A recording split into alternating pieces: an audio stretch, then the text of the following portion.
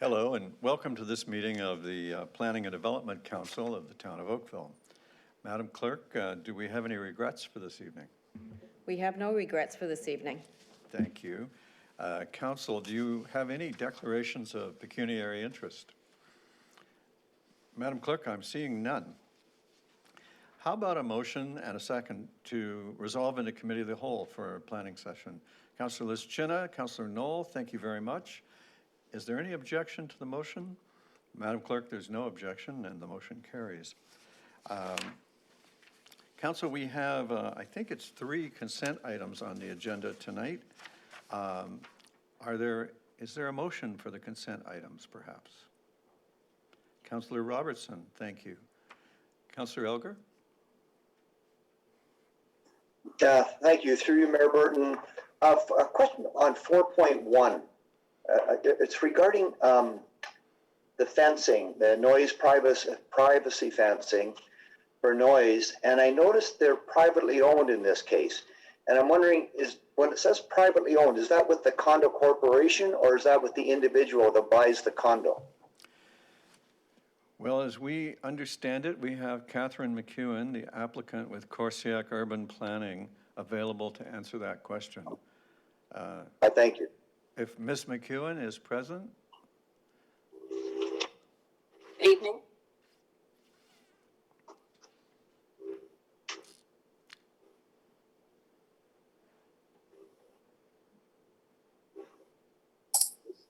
Hello? Maybe not. Yes, she's there. Oh, Can she hear us? We can hear her. I believe the privacy fencing is in the block, which is part of the condo core. So that is taken care of by the condo corporation. thank you for that. Councillor Unless Elgar, it's part of a block that did gets you have another dedicated. question? Sorry, unless it is what? I couldn't catch that, Catherine. Unless it's in a block that gets dedicated. So if it's dedicated, that would mean the individual would own it, correct? The individual unit within that property? No, if it's in for some reason, if it's in a block that the town gets. I'm sorry. My concern is not right now. My concern is in 10 years' time when it starts to fall down and who is responsible for repairing it. I'm wondering if it's the condo corporation or the individual. And I'm hoping it's the condo corporation. That would be the condo corporation. I thank you for that. Now, one other question regarding placing of signs. I know the signs are about whether there's going to be a school site or not. Where would it be located? Because it doesn't say where you would locate it, where the sign would be located by the owner. It just says it'll be located by the owner. That would be, we could consult with town staff as to where the proper location of those signs would be. Appreciate that. Thank you very much. Thanks. Thank you. Thank you, Councillor. Any other questions about any of the consent items moved by Councillor Robertson? Is there any objection to the consent items? Seeing none, Madam Clerk, the consent items are adopted. We now have a confidential consent item, and Dennis Perlin is the Assistant Town Solicitor, and he's available if there are questions. And if there are no questions, a motion to approve the recommendations in order. Councillor Elgar. I do have a question on one of the items. And it would be regarding the 170 North Service Road West. Oh, we're talking about 1035 Pine Grove Road, LPAT appeal. I'm sorry. I thought you were going for all of them. Okay, sorry about that. No, then I will wait. I'll wait my turn. All right. Would you give me a motion for this item? Absolutely. Thank you very much. Is there any objection to Councillor Elgar's motion? Madam Clerk, there being none, the confidential consent item recommendation passes. The next item is 5.2, the Glen Abbey update. Nadia Chandra, the Assistant Town Solicitor, is available if questions are required, but I'm not sure there are. It's a very simple matter. Is there are there any questions on the item? And if not, is there a motion? Councillor Chisholm.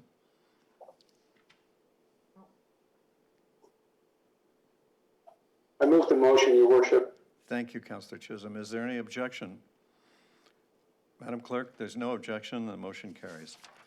That brings us to item number 6, the public hearing item. This is a public meeting report. In our procedure, this means that this is an information, actually an issue gathering session, and staff will return at a later council meeting to provide a recommendation on the matter. So if you give our attention now to Kate Coburn, our senior planner, she will walk us and the public through a summary of the application. And if anyone is watching the live stream of this meeting who wishes to speak to the item, you can do so. All you have to do is call 905-815-6095, and we will connect you to the meeting, and you'll be called upon to speak following the registered delegations. Ms. Coburn, we're all ears, and you have the floor. Thank you, Mr. Mayor. Can everybody hear me? Perfectly. Wonderful. Thank you, Mr. Mayor and members of council and members of the public listening in this evening. Tonight before you is an official plan amendment and zoning bylaw amendment that has been submitted by Smart Centers on behalf of the owners. And the proposal relates to a new 5-story building, a 132-unit retirement facility with underground parking.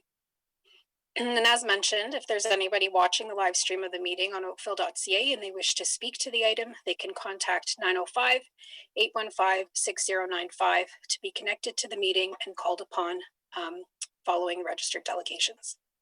The night's meeting and report, rather, can be found as item 6.1 of tonight's agenda. And as said, the purpose of tonight's meeting is to introduce the application to council and the public and to obtain any further comments for review as it's related to this application. Slide, please. The subject land is located at the northeast corner of Lakeshore Road West and Garden Drive and extends along the east side of Garden Drive. The lands are currently vacant and are known municipally as 105 Garden Drive at the corner of Lakeshore Road West and Garden Drive, and the portions to the north are known as 113 to 159 Garden Drive. Slide, please. By way of background, further extended background is provided in the staff report. However, in 2005, the area bound by Dorval Drive, Rebecca Street, Maurice Drive, and Lakeshore Road West, the town initiated what is known as the Maurice Drive Land Use Study. And that study was intended to understand how density could be increased or intensification could be accommodated within this particular block, at the time outside of the Kerr Village growth area. In 2008, the Intermunicipal Board, former Intermunicipal Board, approved official plan amendments that would change the designation from low density residential to medium density residential and the CBD or Central Business District.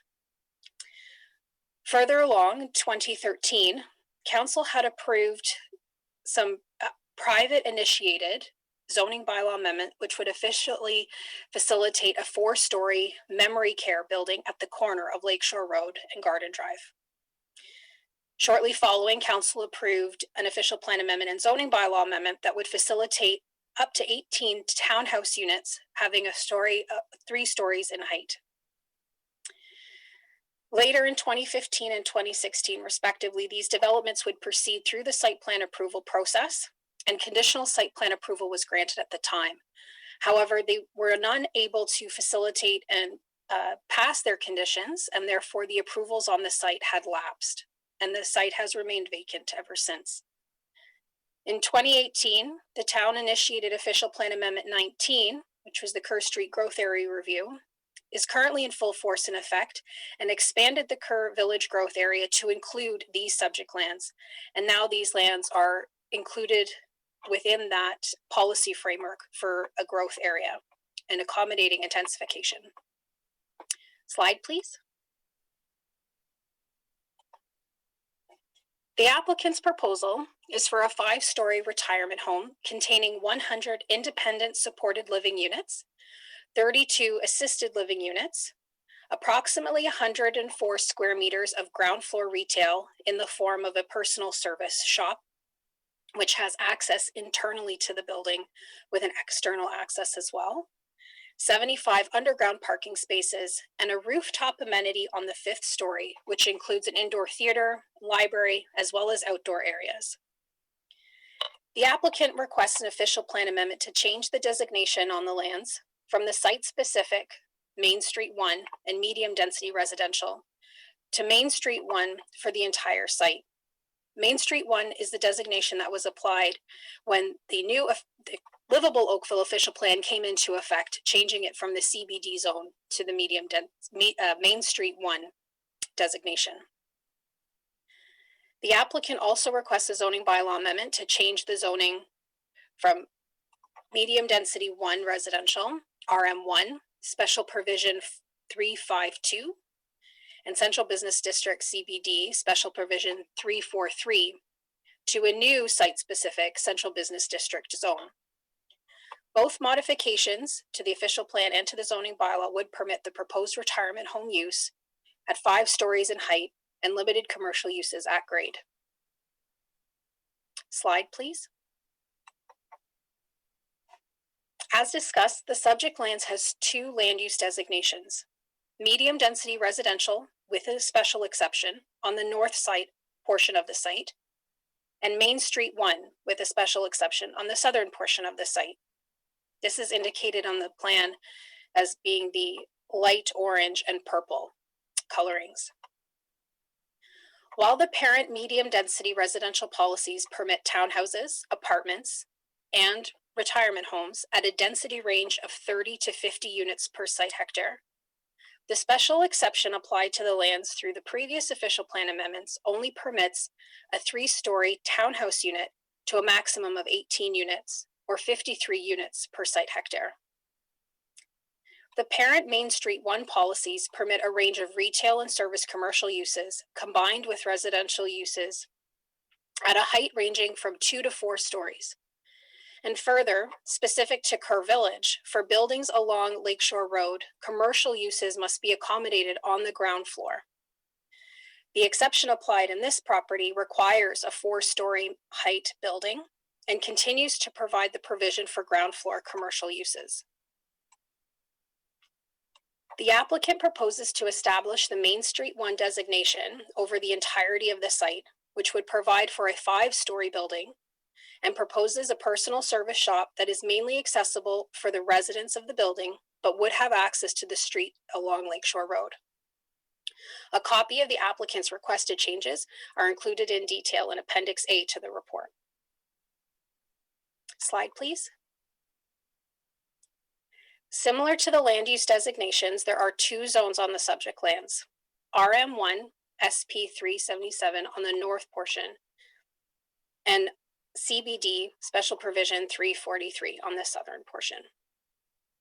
The zoning applied to these blocks are relative and reflective of the previous approvals and the special exceptions applied through the previous official plan amendments. The lands permit up to 18 3-story townhouse units and a 4-story 60-unit long-term care facility, along with modifications to reflect the setbacks that were proposed as part of those developments. The applicant proposes to rezone the entire site to Central Business District with a special provision to permit a 5-story retirement building with further modifications to setbacks that reflect their proposal. A copy of the proposed zoning changes are included within Appendix B of the staff report in more detail. Slide, please. Staff have received a total of 61 submissions leading up to tonight's public meeting in opposition of the proposed development. The public comments that have been received highlight concerns regarding compatibility, property values, density, the commercial use, building orientation and height, privacy and noise, massing and scale, traffic and parking, neighborhood character, building coverage, and balconies. Staff have identified similar concerns and have highlighted them in the matters to be addressed portion of the report.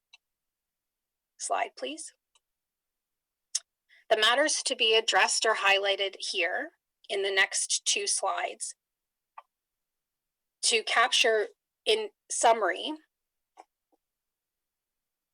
the matters to be addressed shall include consistency with the provincial policy statement and conformity with the growth plan and the Region of Halton official plan, as well as the Livable Oakville official plan and policies related to the Kerr Village growth area. Staff will review the conformity of all the applicable urban design policies, including site-specific urban design guidelines that are applicable to this development and to this site as part of the previous approvals on matters such as built form, building heights and transitions, and compatibility with adjacent properties, overlook and privacy, and interface with the public realms and vehicular access. Staff will also review the adequacy of existing municipal infrastructure and the opportunities to provide on-street parking. Publicly accessible commercial uses at grade will also be addressed. Next slide, please. Ensuring that the zoning bylaw amendment appropriately implements the vision of the Livable Oakville plan, understanding the impacts onto existing trees and any preservation of trees, as well as the decommissioned pipe along the eastern yard, and ensuring the compliance with the Ontario Building Code with respect to the clearance from hydro wires along Lakeshore Road West, while optimizing the streetscape and introducing a reduced grade alteration from Lakeshore Road into the property and understanding its impacts with the existing hydro infrastructure. In conclusion, Your Worship, staff put forth the following recommendations for Council's consideration, and any additional comments received tonight will form part of the record, and staff will return to Council with a recommendation at a future date. I'm here to answer any questions if Council should have any. Thank you. Council, what I'm going to propose is that we hear from the Garden Drive Residents Association, who's our first registered delegation, and that may assist you in identifying issues if there are any not captured by Kate's report.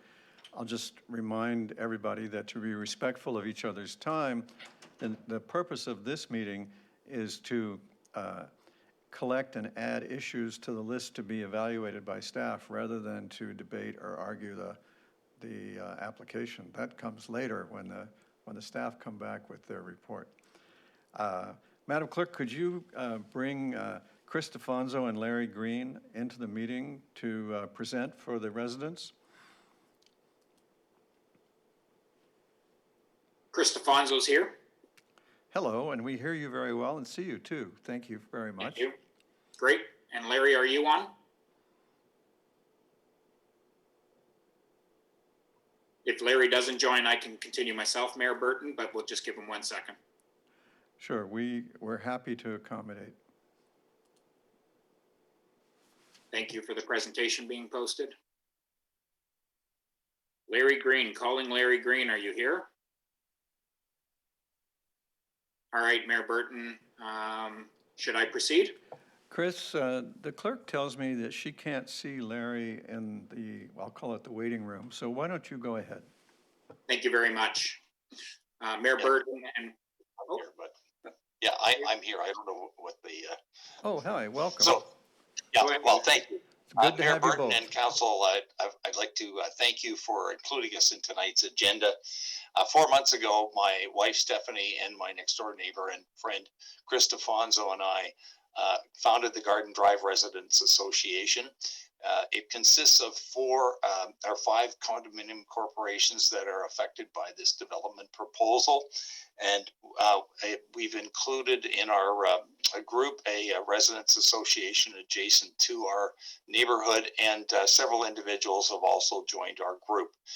The presentation will be made by Chris, and I'll ask Chris to proceed. Thank you very much, Larry.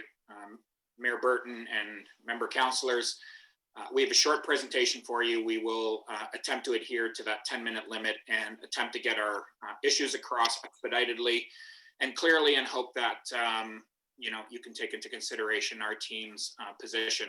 We go to the next slide.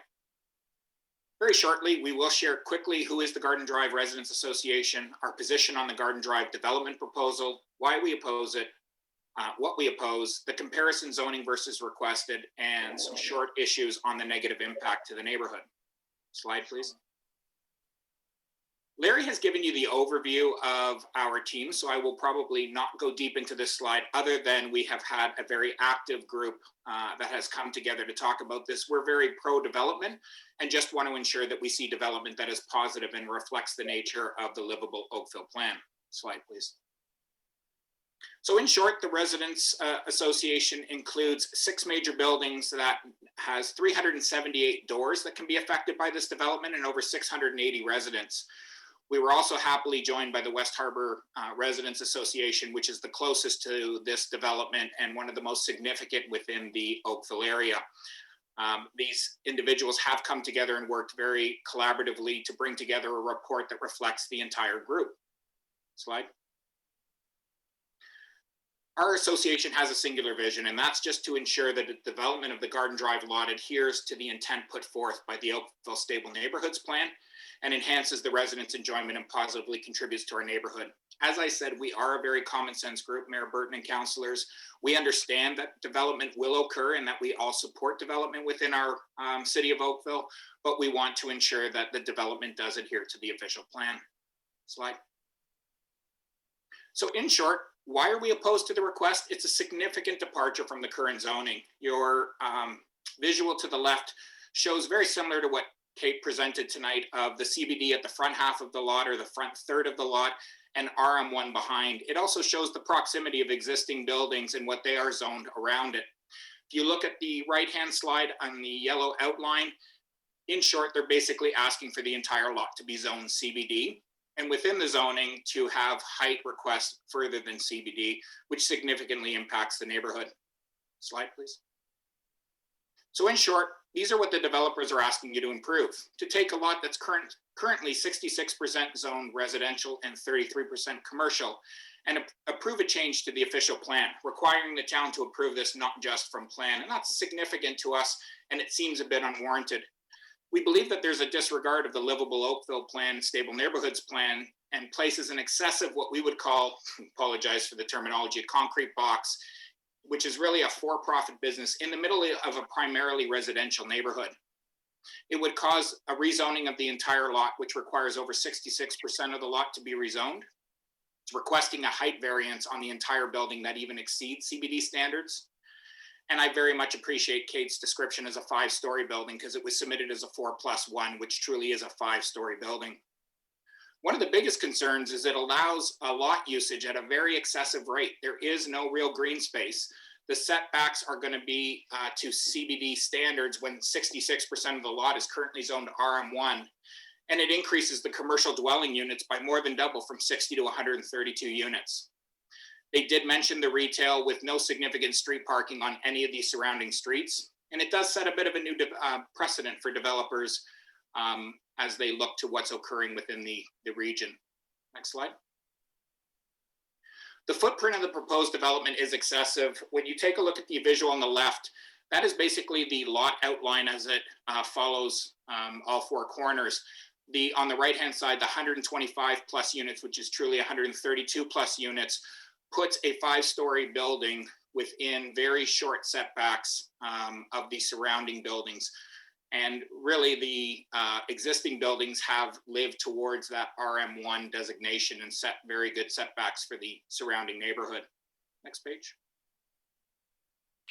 We did a comparison. I'm sure this will be received from the town planner as well, but 2 simple points to look at.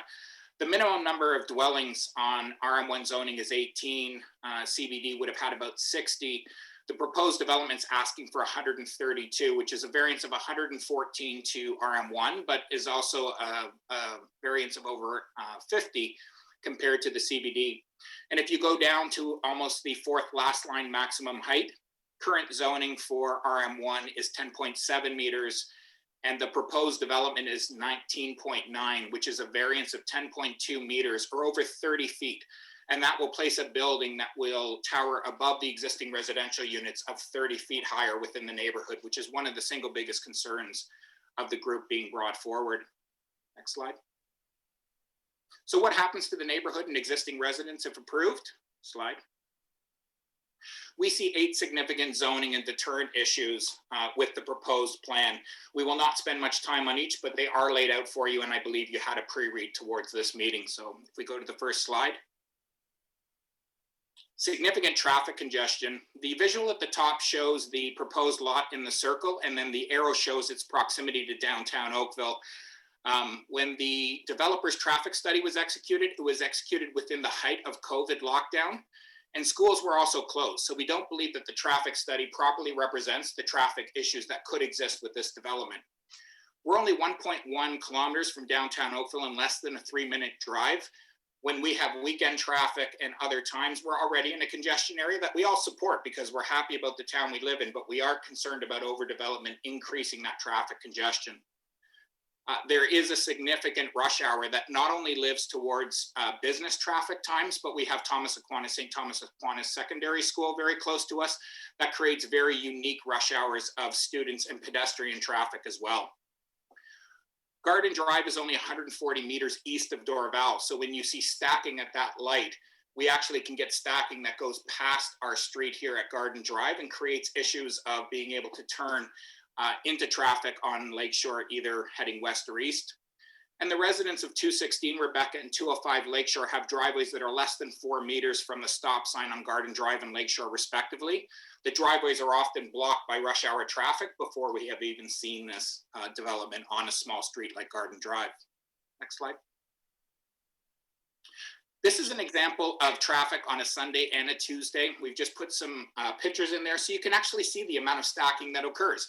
And again, we live in a phenomenal town. We're very supportive of the Oakville region. We like the fact that people travel into our region to see our downtown, but traffic is becoming an issue that I'm sure town council has talked about many, many times. Next slide. There is a safety issue, and it's not only for pedestrians, residents, cyclists, students, and vehicle. The red lines show the streets surrounding the development area and then going along Lakeshore heading east towards in town. With Thomas Aquinas School just in the bottom right-hand side, there's a significant amount of pedestrian traffic that happens not only at 9 a.m., but 11 and 12 on lunch hours and on 3. And on lunch hours going over to Fortino's, which we've marked in the top left-hand corner. Certainly traffic congestion with that amount of pedestrian traffic creates a significant safety issue. We know that cycling has become a major opportunity and at the same time a bit of a challenge within the Oakville area. And with the cycling lanes on Lakeshore, it's becoming increasingly hard to turn either east or west off Lakeshore or Rebecca. Stacking issues have created significant issues in the neighborhood with impatient drivers verging out both onto Lakeshore and onto Rebecca halfway, sitting a car north-south on a road that runs east-west because they can't find a break in traffic during the busiest times. Of course, I respect town council. They probably have heard most of these issues, so I won't go too much deeper into those. Next slide. Height is our single biggest, and I have 3 simple pages for it. The concerns and exceptions to height is that the proposed development is at least 2 stories higher than the existing residential townhouses. It's 1 story higher than CBD and RH, and it has an excessive lot coverage that would create an unprecedented obstructed view and close proximity obstructions because of setbacks that usually occur more in a high-rise or a high-rise commercial area. The setbacks are at CBD approved levels, even though the lot is 66% RM1. And there's no consideration of building design for the surrounding neighbors, and I'll talk to that in just a little bit, or because of the way that they've set the building within the lot coverage. Next slide. This simply shows a comparison of RM1 and the height for RM1. And if you go to the far right, the height proposed for Garden Drive. The summary just past RM1 at the top shows that it's a plus 9.2 meter difference, or over 30 feet that would be towering above the residential homes, which creates a privacy issue and creates significant other issues with having that kind of commercial building, even though it is claimed residential, a commercially zoned building that is a for-profit business in the middle of a residential neighborhood. Next slide. And of course, we are only a small residents association, so I apologize for the naiveness of our drawing. But the drawing does show what the coverage is going to be like and does try to compare That's my building. I live at 216 Rebecca, and that's basically in a setback of 3 meters from our back of our driveway would be the building that would tower 30 feet over our residential neighborhood. So with a little more time, I could have possibly brought you a little bit more of a sophisticated drawing, but I think you get the effect. And at the top, 4 of these 6 buildings are shown, so you can see the look and feel of the neighborhood. And I certainly appreciate and respect Smart Centers and Rivera as very good business people, but the building that they're putting in looks more like a motel setting in the middle of a residential neighborhood. And the amount of windows and balconies that will have a height consideration over all of the other residential neighbors creates a significant change to the usage of the homes that we purchased, with really believing in the official plan would zone that this could never really happen. So gives you a bit of an idea of what might occur in the neighborhood. We're almost wrapped up. We did one development adjacency comparison, and on the left is the Wilson Street development, and you can see the proximity. On the east of the development is actually commercial. On the south of the development is a park. On the west of the development is 9 homes, and on the east of the development is commercial. So there's 9 doors affected by the Wilson Street development. This development going in, just by the proximity of buildings I show you on the visual to the right, affects over 145 residential doors that will be impacted by this development. And when you take a look at the lot usage and compare it to even 128 Garden Drive, which is just to the left of the proposed development, there's 199 units in the Garden Drive, which is almost in the same size lot, just a slightly different layout. And there's going to be more than 132 units in the proposed development. And when you talk about traffic and increase, a commercially driven building will have visitors at 24 hours a day and will have significant deliveries that will increase traffic patterns within the street. Last couple of slides. So finally, and just to set up the last couple of slides, this departure from official plan impacts enjoyment and use as well. So a commercial building will create multiple forms of pollution within the neighborhood, certainly increased noise pollution due to commercial use, increased commercial odor from vehicle emissions, truck traffic, and food prep, and visual pollution due to height variance and compounded by proximity. A retirement residence would have a significantly higher traffic pattern and increased noise from residents, visitors, staff, garbage pickup, and deliveries 24-hour a day. There are certainly blocked or non-existent sight lines if this is approved due to the height and proximity of the existing buildings. And there's significantly increased shadows due to height and proximity. The building itself is a bit visually unappealing due to a very simple design and lack of architectural conformity with existing development. And privacy was voiced by all members that adjacent to the development lot because of the close proximity and by the enormously amount of windows that would be in a commercial building versus residential. And just to not forget, within our area, there's 3 more developments coming. 2 are shown there by the Berkshire and the Madison, and then the 3 residential lots, which are highlighted both by the town planner and the developer. Those do not have a proposed development, but are zoned CBD for future use. Slide. And coming to a close, most importantly, we're just asking for fair and equitable development. And in our minds, that stands for existing residents purchase their homes with the expectation that any development would be based on the official plan and livable Oakville plan. It's fair to say that residents should be able to have confidence in the official plan and that it's reasonable to oppose dramatic departure from it, which is why we felt we should show up tonight and share our thoughts in the most respectful way possible. The approval of the proposed development would significantly hurt existing residents and would put the needs of a for-profit business ahead of the intent of the livable Oakville plan. And it's important not to forget, and I appreciate Kate covering it as well, the recent Kerr Village land use study serves to reinforce that after review of the zoning, the lots remained the same, 2/3 being residential and 1/3 being CBD, and that would only be the lot that fronts onto Lakeshore Drive. Last slide. So in summary, and thank you very much for your time and the opportunity to come and share. The proposed plan disregards the livable Oakville Stable Neighborhoods plan and places an excessive concrete box, which is operating as a for-profit business in the middle of a residential neighborhood, and that significantly concerns us. We look to the town council and the province to protect residents from overdevelopment and excessive density by developers looking to part from the official plan. And this is a commercial development request like no other. And the town, we hope, would oppose this based on the following. The proposed development requires a lot size almost 1.5 times the size because there is no green space. The setbacks are at minimum standard and are facing onto residential neighborhoods. The density of dwellings and support workers required for this commercial business significantly increases both pedestrian and vehicle safety. The traffic congestion on Garden Drive more than doubles from this one development, and small streets like Garden Drive are not designed for this type of business. For everybody's knowledge, the Garden Drive street is less than 600 feet long, and the proposed height significantly dwarfs the enjoyment and privacy of existing residential homes. And finally, allow usage of a lot at an excessive rate and has no green space, no setbacks, increases the approved dwellings to more than double. So in short, for the last slide,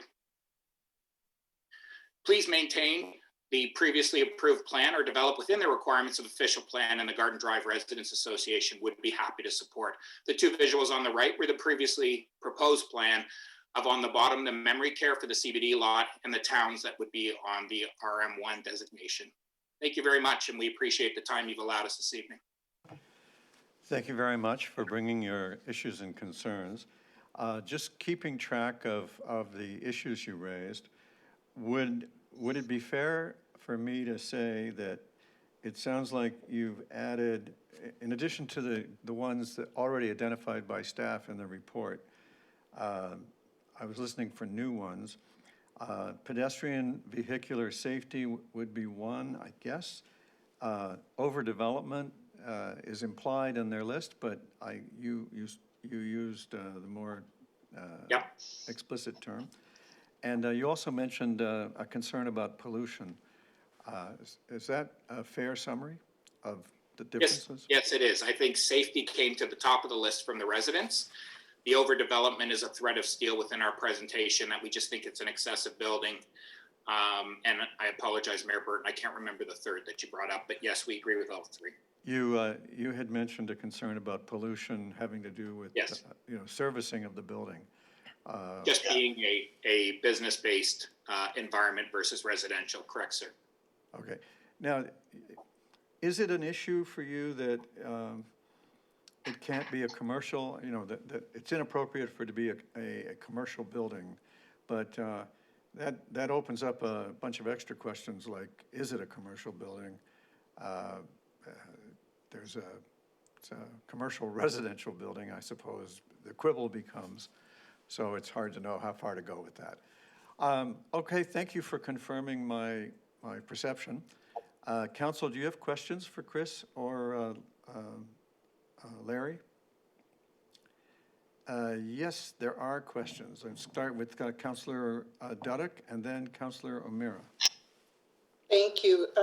Just wanted to acknowledge and thank Chris and Larry and all the other residents who've taken the time to meet, discuss, and review the plans. As Chris had indicated, they've been extremely objective and very respectful of the application being put forth, but he has very clearly articulated all the concerns Councillor Chisholm and I have been hearing repeatedly. And I guess the one question I would have, Chris, seeing as you've canvassed so many people, was there anybody in support of it? Because we've heard the 61 that have been received, but sometimes there are people who express contrary opinions. So I just wanted to know if you came across that. Maybe I can share quickly, and Larry, if there's anything different, Larry and I have worked on different parts of the committee. We have a petition that I believe is over 350 of the 600 residents that currently have signed to officially block or oppose. We have had a very respectful group that believes, whether it's Rivera and Smart Centers or anybody else, that if they can build within official plan, we would want to support. It's not our job to certainly tell the town or the councillors what to develop. What we would use is the official plan as the guide on how it should be developed. And I think that's what the respectful members of our Residents Association have stated. And we had a major piece from the beginning to say that we are a very respectful group, respecting not only the developers, but the town, and just trying to get across our opposition based on the variances that they're asking for. Yeah, Thank you I'd add, Councillor Dudek, that our experience is that everyone in our association and everyone who's participated in our Zoom calls and who has signed the petition, every one of them is in opposition to this. We have not heard from any residents directly. There may be some out there, but we haven't heard from them. So our message to you is that we have a very unified neighborhood in opposition to this rezoning application. Thank you. The reason I asked that is Councillor Chisholm and I have not received anyone in support as yet. So I just wanted to confirm for the other members of council. Thank you again. Thank you, Councillor Dudek. Councillor O'Meara? Thank you, Worship. Thank you very much, both of you, for your presentation tonight. I was just having a little trouble seeing from your overhead slides, just trying to get a sense of what your backyards are looking into that. And I know you talked about green space, but do your backyards, do they back right onto there, or what's in the back of your townhouses there? If I were to turn, you can see the lot from my office that I'm working on right now. Probably not the best view, but we have, I believe, just over 20-foot balconies that has a back driveway that then abuts to the lot that would give a 9-foot variance to it.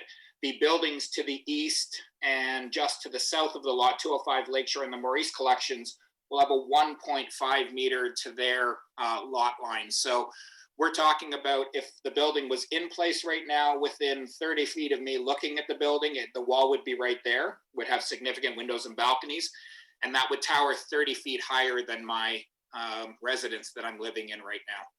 Okay, so you don't have ground floor sort of grass backyards. You have a driveway underneath with a balcony off the first floor? Correct. All of these residences tend to have main floor balconies that are raised just above the garages. Yeah, Okay, that's one of the RM1 requirements, is that you have to have a rear access driveway. Okay, so we did. Yeah. Okay, thank you very much. Thank you, Worship. Thank you, Councillor O'Meara. Other questions for the gentleman? Thank you very much, Chris and Larry, for your time and your information. I don't see any other questions. Thank you, Mayor Burton. And we will turn now to the next registered delegation. Madam Clerk? We do have a phone-in delegation from Norman Akin. If you can unmute yourself. Mr. Atkin, welcome. Council looks forward to your information.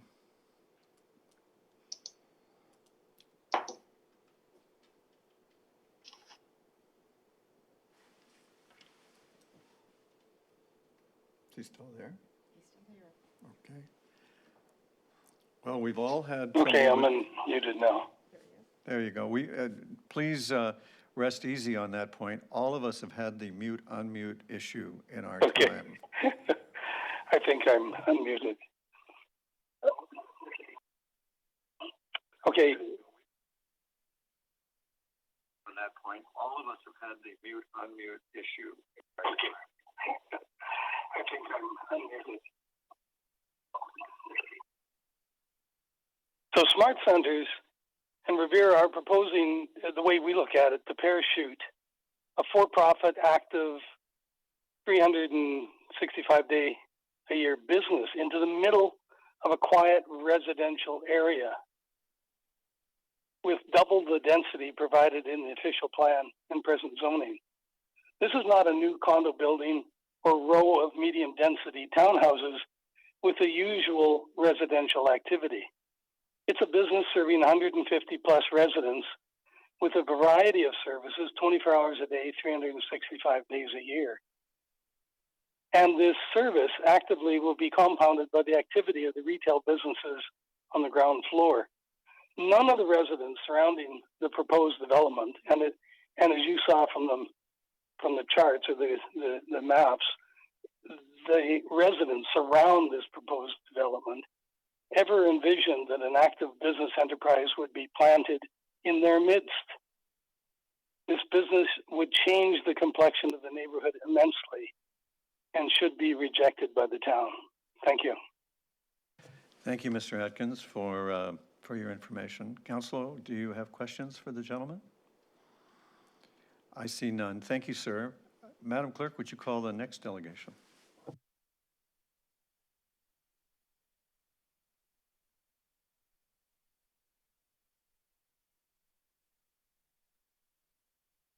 The next phone-in delegation is Roger Murray. If you can unmute yourself, please.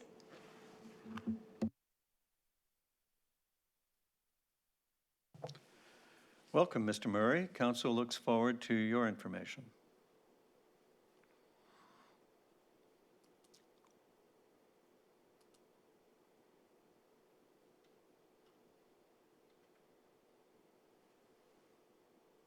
Okay, I'm here. Yes, you are. Mayor Burton, fellow councilors, my name is Roger Murray, and I represent the DiNapoli lands to the west of the application. These lands, as you guys know, consist of 114 Garden Drive, 235 and 227 Lakeshore Road West.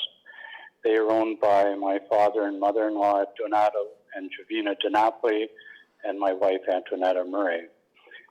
We have reviewed and we did participate in the information session. And for the purpose of this meeting, we would just like to go on record and say that we support the application before you. Thank you very much. All right. Well, thank you very much for the delegation that might get the prize for the shortest on record.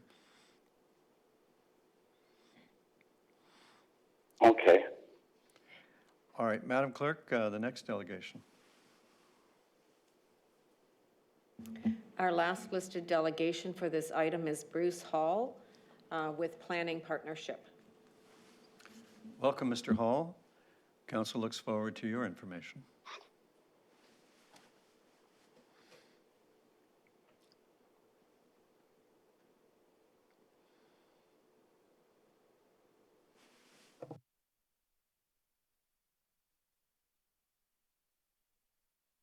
Good evening. I was muted for one moment there. My apologies. I will not be as brief as the last speaker, but I will try to keep within the allotted 10 minutes. Thank you very much. My name is Bruce Hall. I'm a partner with the Planning Partnership, and we are the planners for the applications. With me tonight, I also have representatives of Rivera and Smart Centers, Mr. Nolan Moss of Smart Centers, and Keith No of Rivera Senior Living.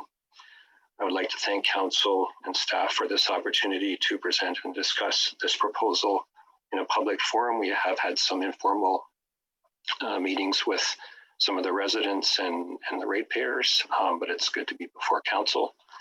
I thought I might start, if you could advance the slide to the approach.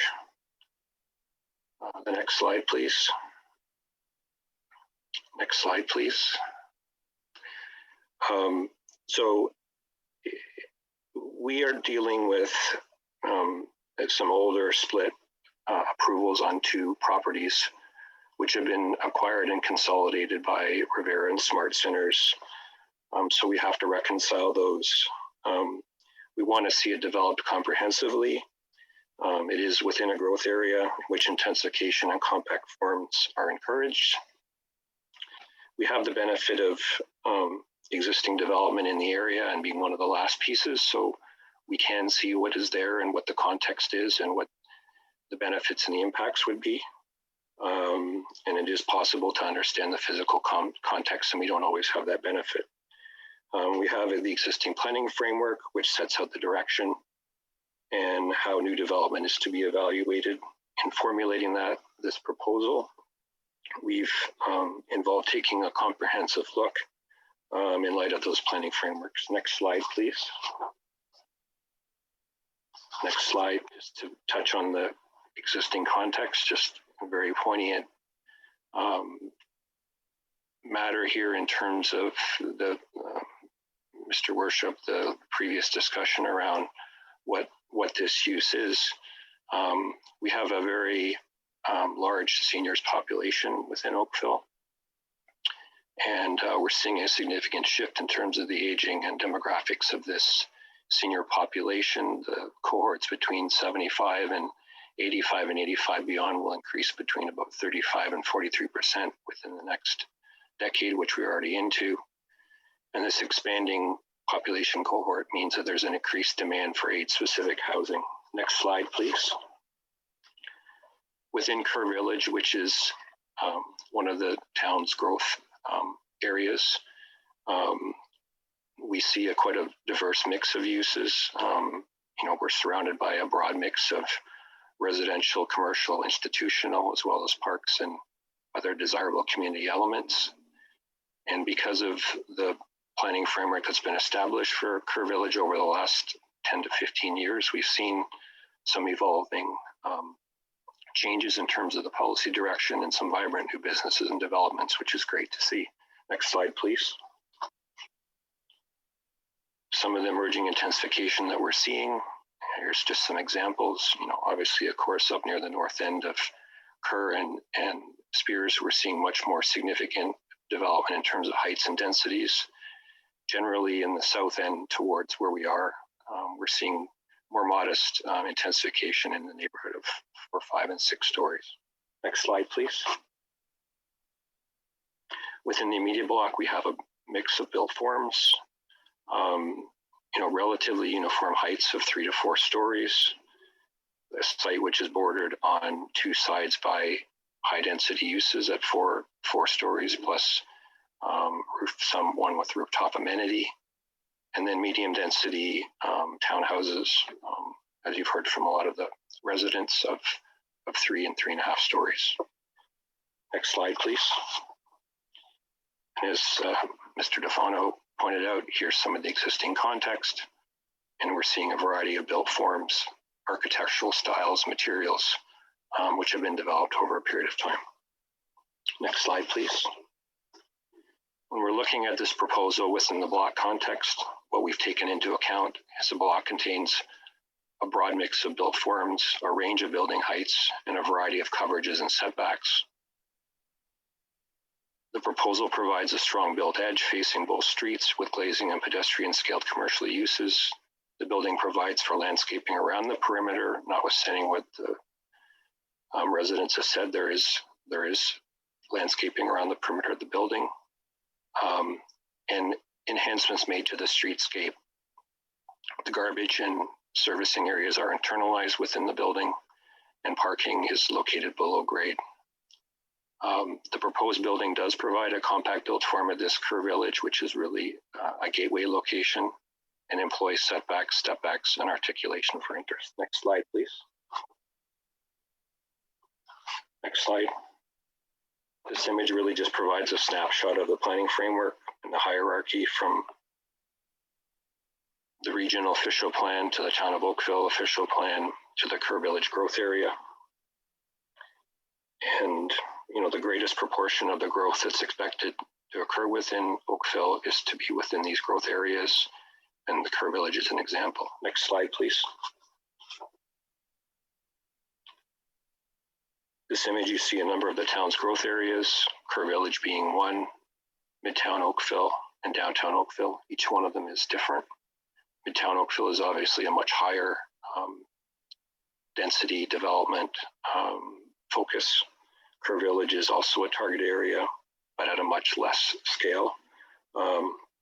Nonetheless, it's expected to receive modestly scaled intensification. Next slide, please.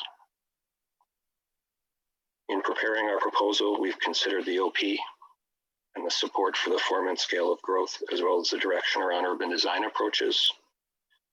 And it is our view that it conforms to or meets the intent of the official plan. In a broad sense, considerable effort was put into meeting the direction around certain urban design matters, streetscape, the building orientation, the context, transition, setbacks, massing, articulation, parking, loading, and service areas, among others.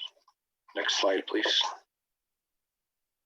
In looking more specifically at the Kerr Village growth area framework, we've considered the direction regarding the mix of uses, compact forms, mobility, transit, providing uses next to the street, active streets, the transparency of ground floor units, and the location of openings. Next slide, please.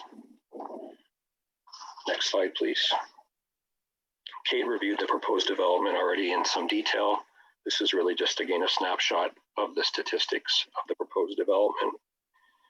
And it's, you know, in terms of its height and the built form, we believe it's consistent with what exists in the broader area. The building proposes, notwithstanding the comments made earlier, what we see is a relatively modest 2.49 FSI, and that's consistent with other developments, past and current, such as 123 Maurice. Next slide, please. You were shown the elevation, just in terms of our view on it. Architecture is a subjective matter, and this is not a site plan application, but a rezoning. It is conceptual at this point, and there are many discussions that are going to be had with our urban design team, as well as the city's urban designers. We have some preliminary comments around matters related to urban design in the comments that were released already. This shows some variety in terms of massing and materials. It shows landscape, pedestrian, streetscape enhancements. It shows the internalized parking and loading. Next slide, please. Some of the key urban design objectives around the lakeshore frontage is a strong built street edge, commercial uses at grade, varied and high quality materials, amenity on the roof, which is set back to limit the views from the street, setbacks that are replicated to Windermere, and it's really designed to feel like a four-story building at the street, along with enhanced streetscape. Next slide, please. This is the site plan. I'm not going to spend a lot of time on here. I can answer any specific questions that council may have later. Next slide, please. These are some axiometric views, same thing. Next slide, please. I must say we've had some very engaging conversations with some of the residents of the Windermere, providing some very specific comments early on around the relationship of these two buildings. And I will say that Mr. DeFonso and Mr. Green have been very, very respectful in our discussions. They've been very direct, and that's appreciated. And they've let it known, you know, quite early on, once the Ratepayers Association was formed, what their views were. So we appreciate that. In looking at this development proposal, this is an evolution from the memory care building on the 105 portion, looking south from Lakeshore. You can see the original proposal, and at the bottom left is our initial proposal. And upon meeting with staff and some of the residents of the Windermere, we ended up setting the building further back from the Windermere to replicate the setback of Windermere at the second, third, and fourth levels. And, you know, to replicate that setback, which urban design wanted us to have about 6 meters from the property line, which is the same as Windermere. Next slide, please. This is looking at the east side of the south end of the building, which would face, I guess, the Windermere terraces. And in the upper left, you see the original memory care proposal, and the bottom left, you see our original proposal. And through discussions with some of those residents and trying to mitigate against the relationship of those two parts, which are the closest together, some changes were made around the number of windows. There's only 2 suites on that side on the third and fourth levels. And we've removed windows and faced some of the units completely southward, and added some trellising with some vegetation to soften that wall. Next slide, please. This is the north elevation, which faces the townhouses on Rebecca on the west side. I believe they're 214 to 224. At the third and fourth levels, we've eliminated all windows facing directly to those units. What you see are balconies there, but the windows face into the balcony. And those units have windows that are facing east and west. So they do get light, but in terms of minimizing the impact on the views directly to those townhouses, that's some approach that was taken towards that. Next slide, please. In terms of the existing approvals, we've had to reconcile two site-specific OP and zoning bylaw amendments and frameworks for townhouses in a 4-story building. We've now proposed a unified development proposal, which we believe is consistent with the broader planning framework for Kerr Village and the livable Oakville official plan. Next slide, please. This is just a comparison of the proposed east elevation compared to the previously proposed memory care and the townhouses. So you can see basically what the difference is, what we're looking at. Next slide, please.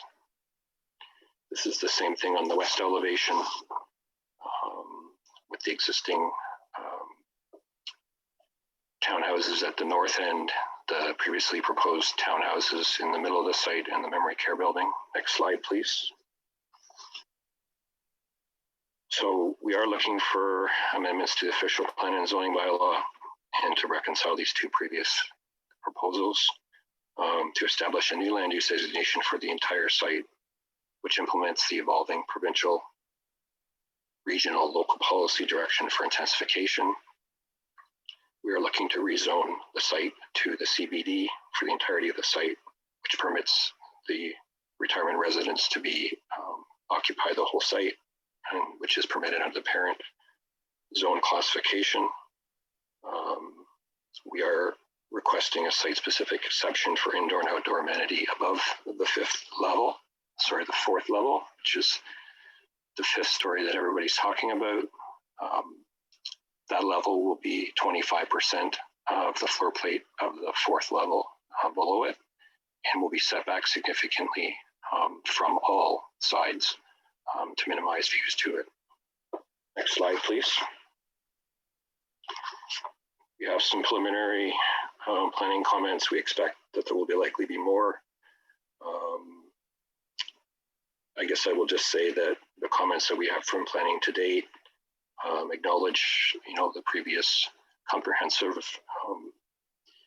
work that was done and the livable Oakville official plan, and then layered over with OPA 19 in the Kerr Village growth area, which is expected to accommodate mixed-use intensification, and really that the applications are to be judged within the context of the overall objectives of the Kerr Village growth area.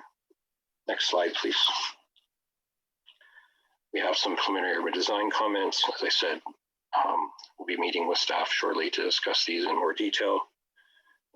There's a number of specific comments around urban design elements, although there's an overall conclusion that there's no concern with respect to the OPA regarding increased height from an urban design perspective, but that the proposal must comply with all of the town's other urban design policies and standards. Next slide, please. We have comments from regional staff that say it conforms to the PPS and the growth plan. Next slide, please. And just to conclude, I'm not sure where I am on time here, but the proposed development does provide for a comprehensive redevelopment that reconciles the two previous approvals and projects that have failed or never materialized. It is located within the Kerr Village growth area, which contains a mix of uses, building types, and densities, and the area is intended to be one of the areas focused for growth within the town. Provincial, regional, local plans and policies all permit and encourage this growth to receive additional intensification through compact pedestrian-oriented forms. This formulation, this proposal took a complete and comprehensive approach. The lower Kerr Village intermediate block contains a mix and range of built forms, heights, and densities and coverages, which the proposal is consistent with. And thank you very much. Thank you very much. As you were presenting your information, it occurred to me that I should ask if you heard earlier in the meeting that this is not a recommendation or decision meeting. This is a issue collection meeting. But we thank you for the preview of what we're likely to hear from you the next time we see you. Councillor, are there any questions? I'll be brief next time, or brief next time. Well, thank you. Councillor, do you have questions for the gentleman? Madam Clerk, I see none. So thank you very much, Mr. Hall, for your time. And your Council, sorry, Your Worship, I did have a question. I had my hand up here. Oh, I beg your pardon. Councillor O'Meara and Council, I recently learned, to my surprise, that there's an ability to trigger a little hand on your screen when you want to put your hand up. And I'm now doing that in the meetings that I attend as a participant. And I hope that we can all learn to do that too. Because when you put your hand and I'm looking somewhere else and then your hand's not there when I look at you, I'm handicapped by that. But Councillor O'Meara, I apologize for not noticing you. Please go ahead. Thank you very much, Your Worship. Thank you, Bruce, for speaking tonight. I have two questions. The first is a bit of a disconnect between whether this is a 4-story or a 5-story building. And it seems to me that the residents and perhaps even our staff feel it's 5-story, and all of your slides said it was 4 stories. So can you please maybe put a little planning prerogative on what constitutes a story and where you're maybe coming from by calling this a 4-story and not a 5-story? I admit it is a building that has a 5th level of indoor and outdoor amenity. And the approach that we've taken is that the bulk of the building is a 4-story building. We've asked for an exemption around the 5th level because the bylaw allows for 20% amenity on the 5th level in terms of its percentage of the 4th level footprint. Those uses that are on the 5th level, there is indoor space. The moment you have indoor space, it does get counted in terms of the height. Those are all ancillary uses, a movie theater, some recreational. There are no living suites, no residential uses per se on that 5th level. Okay, thank you very much for that. And my last question, and you might not have the answers to this tonight, but perhaps at the recommendation meeting, you may share it with us, because I don't think our staff will have access to this. But from a business perspective, a business model of running these senior retirement centers, can you at least endeavor to find out what's an average in and out from employees coming into this facility on a daily basis? What is the PSW traffic, the kitchen traffic, the med labs traffic? What sort of traffic volumes would a retirement center in this sort of realm see on a day-to-day basis of people going to work every day? Because it seems we don't get a good grasp on that, and that really does impact the traffic, the parking, the congestion, a whole range of things. And if you have that information now, it'd be great to hear, but I wouldn't put you on the spot like that. So I'll leave that with you.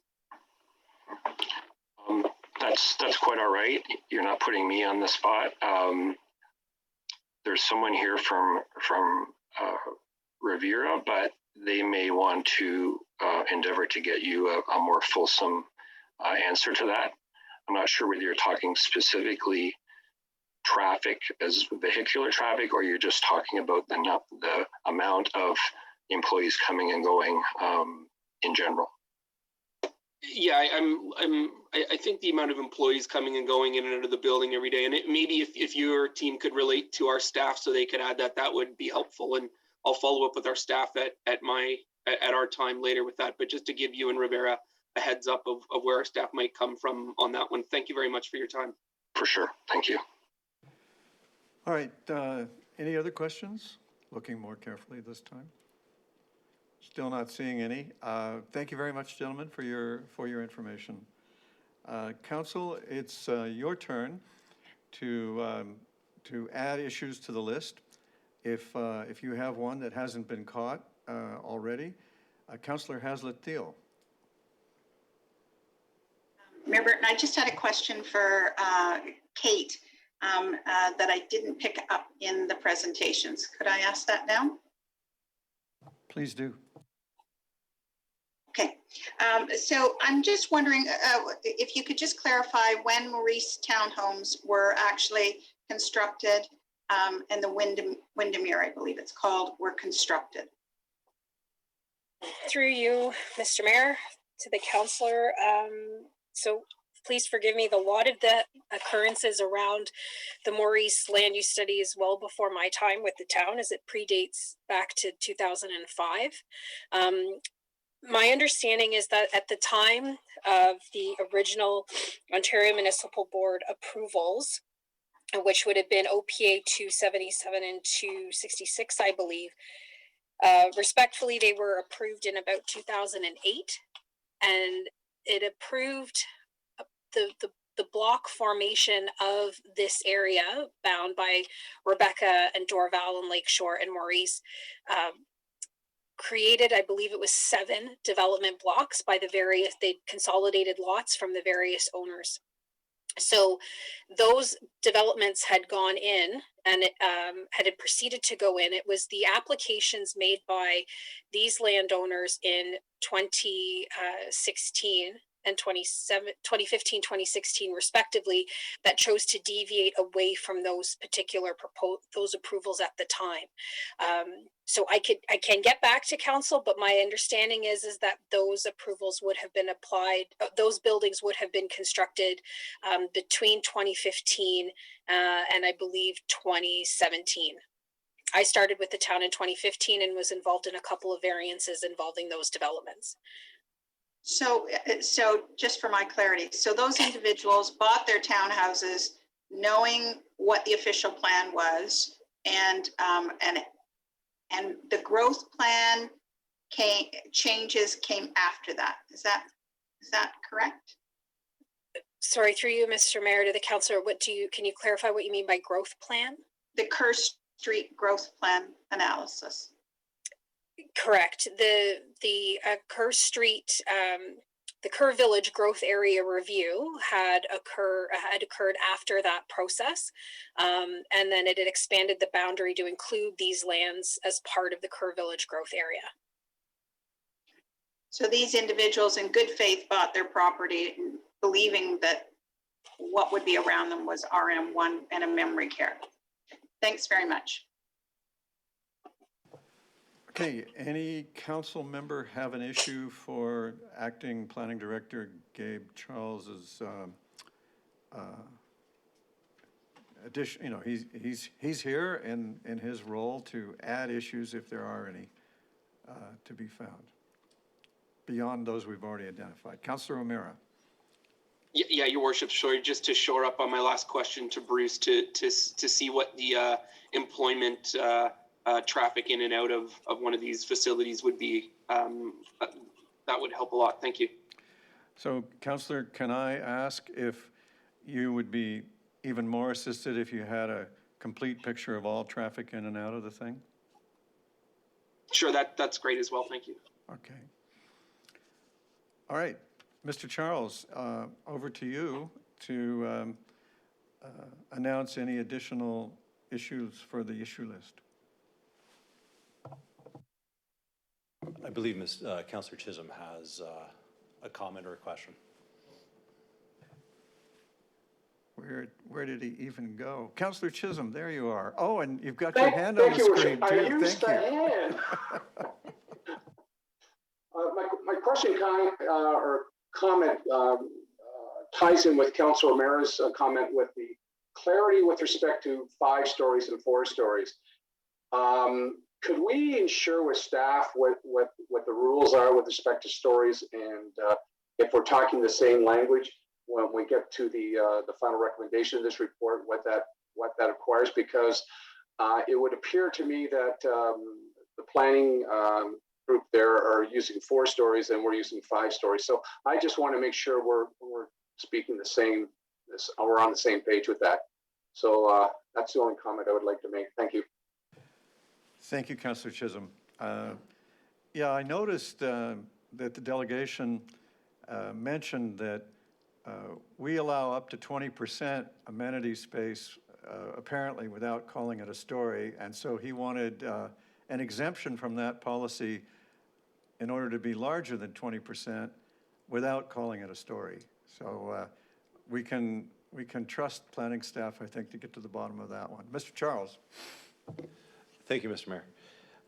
And certainly off the top, I think you put it quite well, the comments that were provided in the staff report. And Mr. DeFonso and Mr. Green had touched on the issues of height and built form, and in particular, those effects from a privacy perspective. And so we will look at that more closely, as well as, confirm the interpretation from a story perspective. Come back to council with that.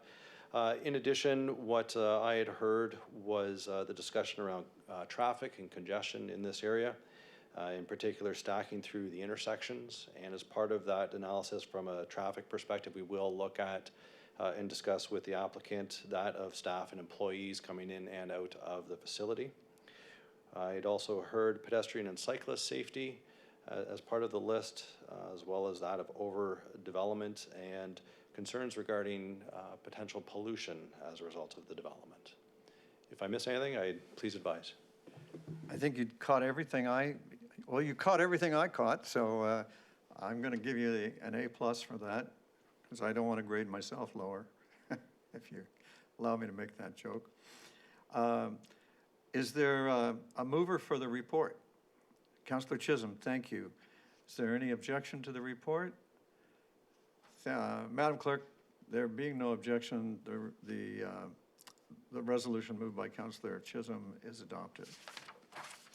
We now, Council and public, are turning to item 6.2, which is also a public meeting report, which is to say, this is not a deciding night or a recommending night. This is an issue building and examining night or item. And this is for the official plan amendment and zoning bylaw amendment applications at 2507 Dundas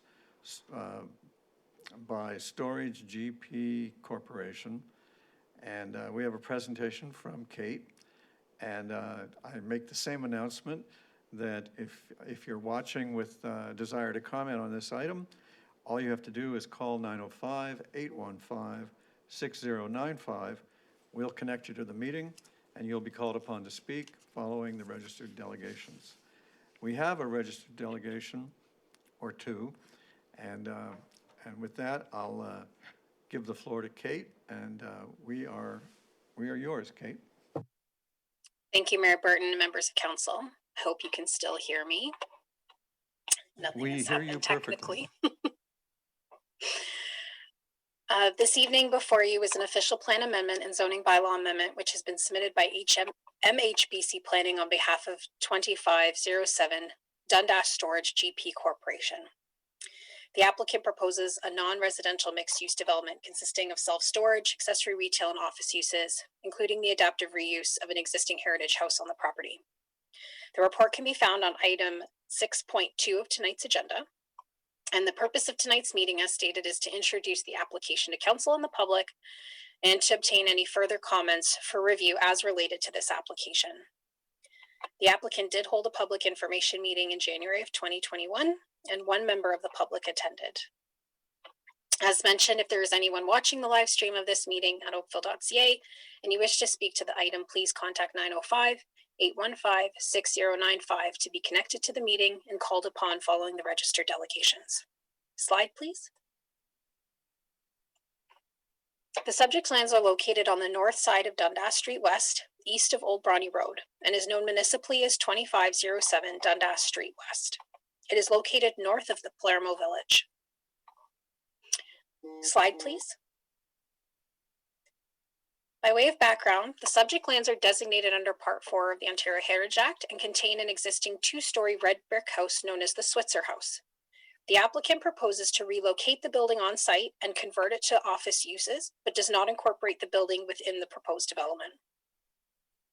The subject lands are located on the north side of Dundas Street, which serves as a boundary between the north and south planning areas of the town. The lands north of Dundas Street are subject to the policies of the North Oakville East and West secondary plans, while while the lands south of Dundas are subject to the policies of the livable Oakville plan. Additionally, the north side of Dundas Street is subject to zoning bylaw 2009-189, which was approved to conform to the policies of the Oakville official plan from 1984, and the North Oakville East and West secondary plans. The lands south of Dundas are subject to zoning bylaw 2014-014, which was approved to conform to the policies of the livable Oakville plan.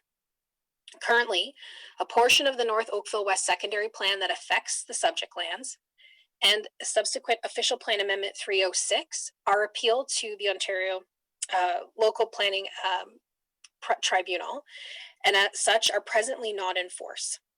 In order to advance the development on the subject lands ahead of any resolution of the appeals, the applicant has submitted the requested official plan and zoning bylaw amendment applications. The effect of these applications would include the subject lands within the jurisdiction of the livable Oakville official plan, while the zoning bylaw amendment would rezone the lands within the existing 2009-109 zoning bylaw. Slide, please. This application proposes a 6-story building with uses fronting onto Dundas Street West, having a total gross floor area of 17,342 square meters, which consists of a self-storage, retail, and office uses. The existing heritage building, approximately 279 square meters, on the subject site would be retained, relocated on site, and converted for office uses, but is not connected or incorporated into the proposed building. The development proposes pedestrian and vehicular access from Dundas Street, provides a total of 77 surface parking spaces, including 2 accessible spaces. The applicant proposes to relocate the heritage building on site that, as stated, is not incorporated into the building. Slide, please. The applicable policies for the site, as stated, are currently under appeal, and therefore the only land use designation in effect for the subject lands is Special Study Area.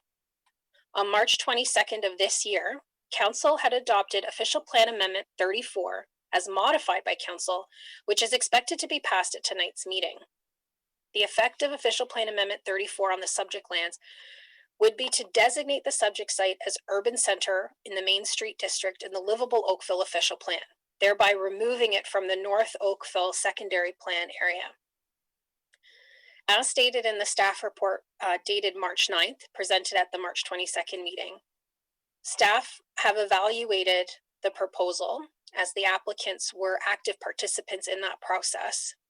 And staff are of the opinion that the commercial self-storage facilities are more appropriately located within the town's employment use designations and should be directed away from the town's mixed-use nodes and corridors that are intended to support high-density residential and high employment generating uses. This would support in achieving transit-supportive densities and pedestrian-oriented community. The official plan has not been adopted and submitted to the region for approval at this time. As mentioned, the applicant was an active participant in the town-initiated process, but chose to submit their application in advance of that process being completed. The applicant now proposes to designate the lands as urban core land use designation, which is primarily applicable to the Midtown and Uptown core growth areas within the local livable Oakville official plan. The proposed official plan amendment would further permit a self-storage facility within that urban core designation, where it's currently not permitted, and provide for a specific floor area index and height standards respective of their proposed development. Slide, please. The subject lands are zoned existing development. As mentioned, the existing development zone only allows uses that are legally existing on the date that the bylaw came into effect. The ED zone implements the policies of the North Oakville West Secondary Plan, which, as identified, requires further study of the lands in advance of development proceeding in this area. In order for the town to consider applications to rezone the ED lands, official plan policies must be in place. The applicant proposes to rezone the site from existing development to a general employment 1 with special provisions related to setbacks, loading spaces, and landscaped areas. And it is currently unclear how the proposed zoning will change with respect to the corresponding official plan. In the slide shown are some of the examples of how the proposal will be deviated from the General Employment Zone 1 currently within the 2009-189 zoning bylaw. Next slide, please. With respect to matters to be addressed, over the next 2 slides, a summary as follows. The staff will evaluate the consistency with the provincial policy statement in the growth plan, as well as conformity to the Region of Halton official plan. Staff will also evaluate whether the commercial self-storage facility will meet the general objectives of the town's emerging policies, but not including but not limited to mixed use, transit supportive, and pedestrian oriented community. Information for an EIR FSS to appropriately implement the North Oakville Creek's watershed will have to be completed and adequately defined. Conformity with urban design policies and consistency with emerging policies on matters such as built form and transitions, interface with public realms and vehicular access, impacts to and integration of the existing heritage resource on the property, which would include a completion of a peer review, which has been identified by staff following the review of the heritage impact study, adequacy of water and sanitary services to the property. Next slide, please. The timing with respect to the regional approval of Official Plan Amendment 34 and the Livable Oakville Plan, consideration of how the zoning can be passed in the interim of the official plan policies moving ahead, and alignment with the proposed employment commercial use relative to the climate emergency declared by Council for understanding how the developers will incorporate travel demand strategies to reduce transportation emissions. Next slide, please. In conclusion, staff put forth the following recommendation for Council's consideration. Any additional comments received tonight will form part of the public record, and staff will be returning to Council with a recommendation at a future Planning and Development Council meeting. And I'm here to answer any questions. Thank you. Thank you, Kate. Before you go to questions of planning staff, I would suggest we do the same thing we did in the previous item, if you're all right with that, and hear from the 2 registered delegations. Councillor Duddick, are you okay with that? And thank you for using your electronic hands, Councillor Sanju and Councillor Duddick. I'm starting to like this tool. Madam Clerk, would you call the registered delegations? The first listed delegation is Michelle Knoll. Welcome, Ms. Knoll. Council looks forward to your information.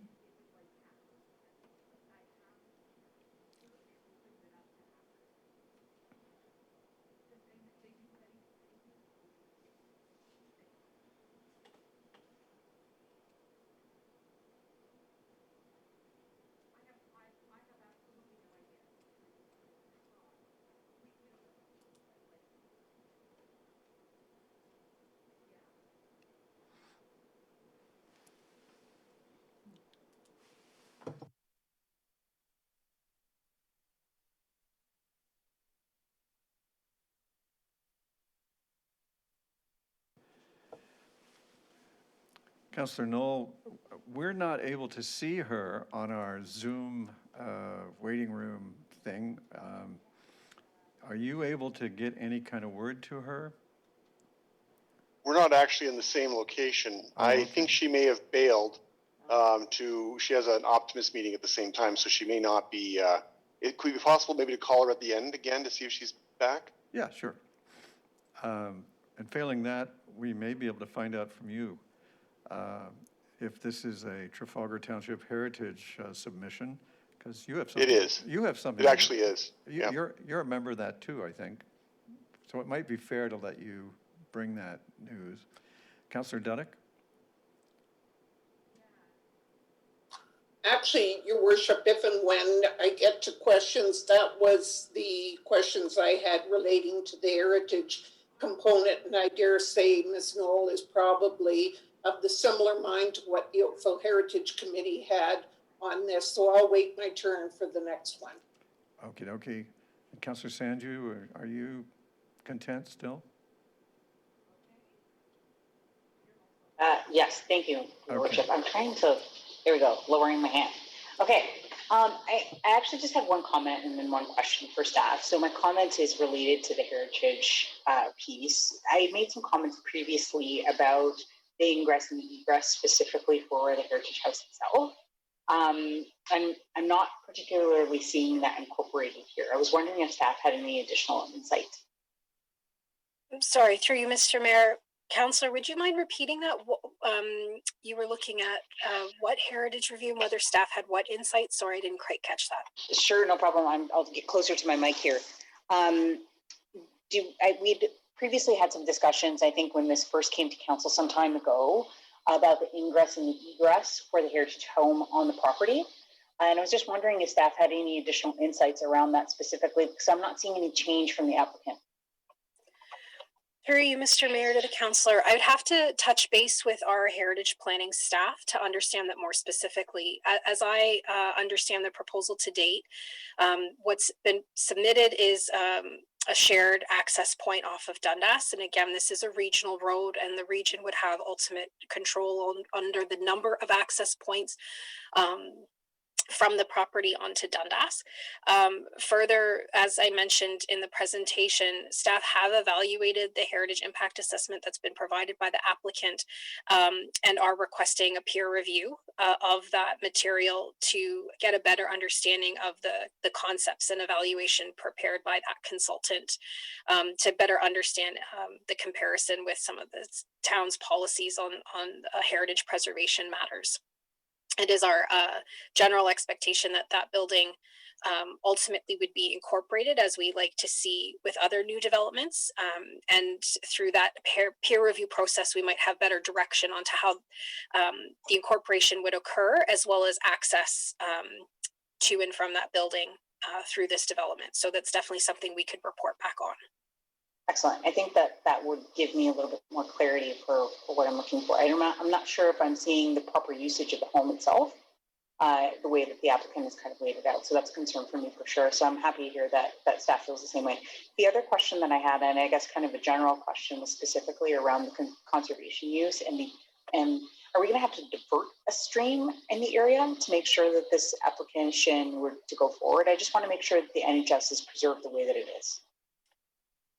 You, Mr. Mayor, the councillor, further information from Conservation Halton is still required at this time, as well as correspondence with the region. We have yet to receive formal official comments from both of those agencies, given the turnaround for these applications.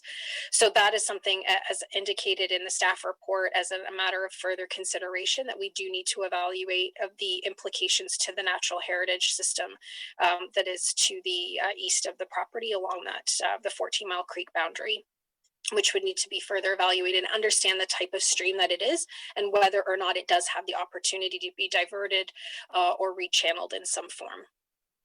I will defer to staff's judgment when it comes to that. Thank you, Mayor Burton. That's all I have for now.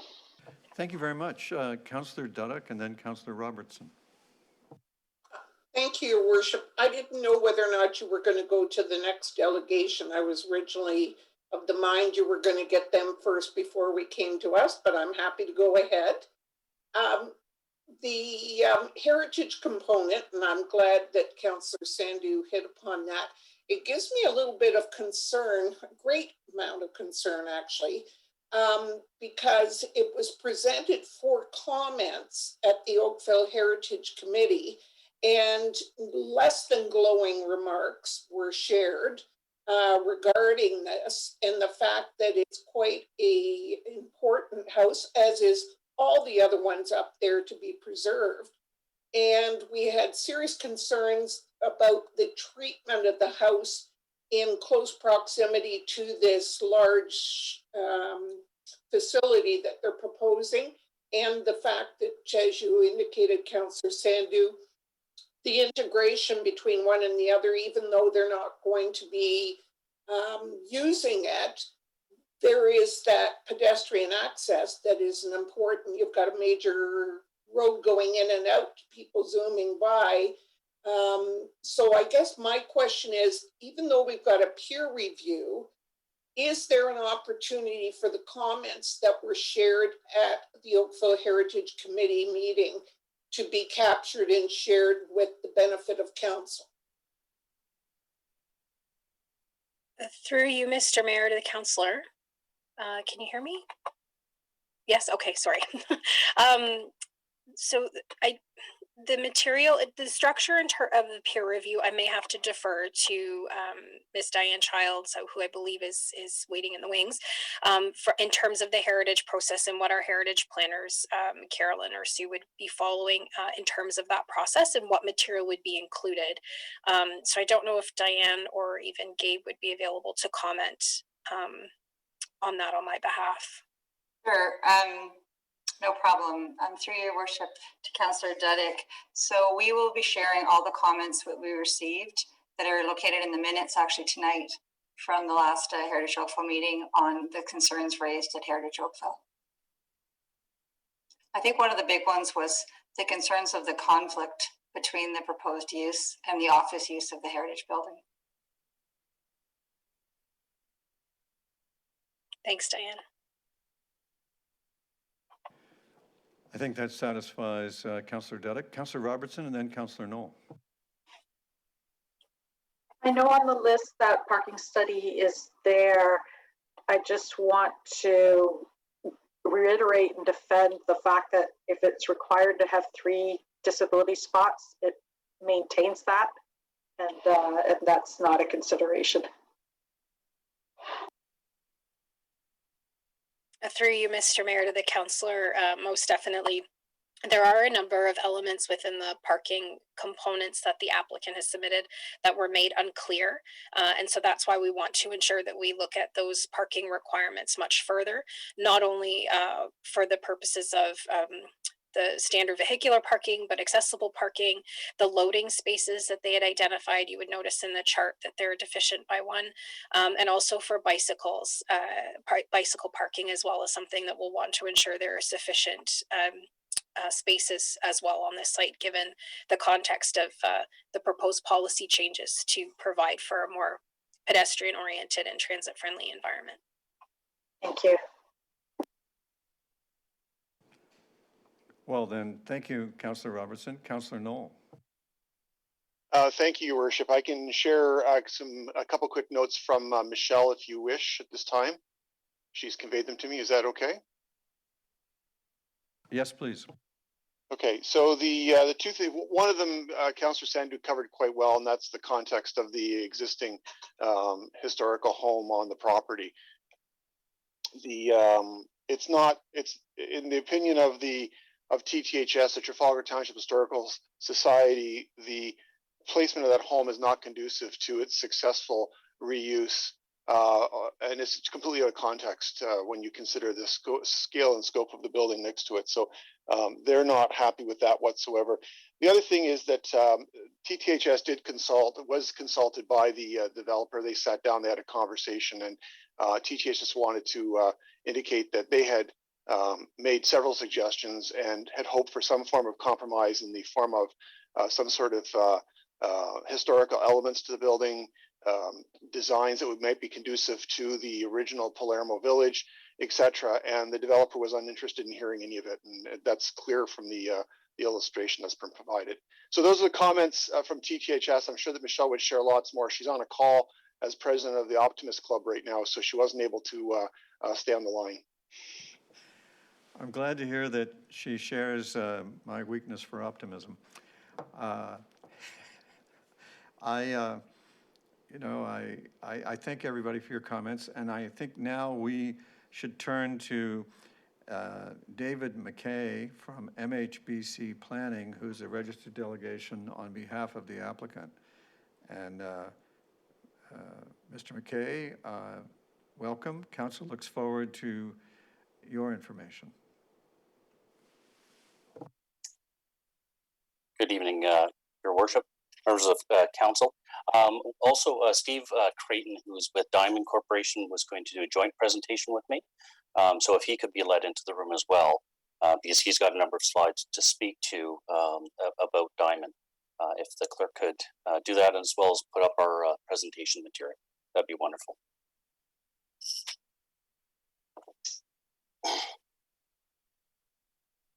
And David, I am here, so you can hear me. Great, thank you, Steve. Mr. Mayor, my name is David Mackay. I'm a registered professional planner with MHBC Planning. I'd like to thank Kate for the summary of the proposal. If we can go to the next slide. And as Kate had mentioned, this is everything kind of north of Dundas is in a policy vacuum. The town was intending to bring forward urban designations for these lands for some time, and obviously because of third parties who appealed everything north of Dundas in this area, that created a policy vacuum that has not been addressed by the appeal process. And obviously our client wanted to move forward with a proposal today for their lands. As Kate had mentioned, it is a 6-story building consisting of ground floor retail facing Dundas Street, wrapped at the front with office uses, as well as a self-storage component at the rear. And I will get into some further details, but at this point, I'd like to pass it over to Steve to talk about Diamond and their approach to development, and to note that we are early on in the process. We did receive comments from Heritage Committee. We have reviewed those. We've also spoken with Councillor Sandu, as she had noted, about her concerns with the Heritage House. We also have just recently, in the last week and a half, received, I'd say, about 80% of comments from staff. So we didn't want to start modifying the proposal without that full context, and also to have public input for tonight.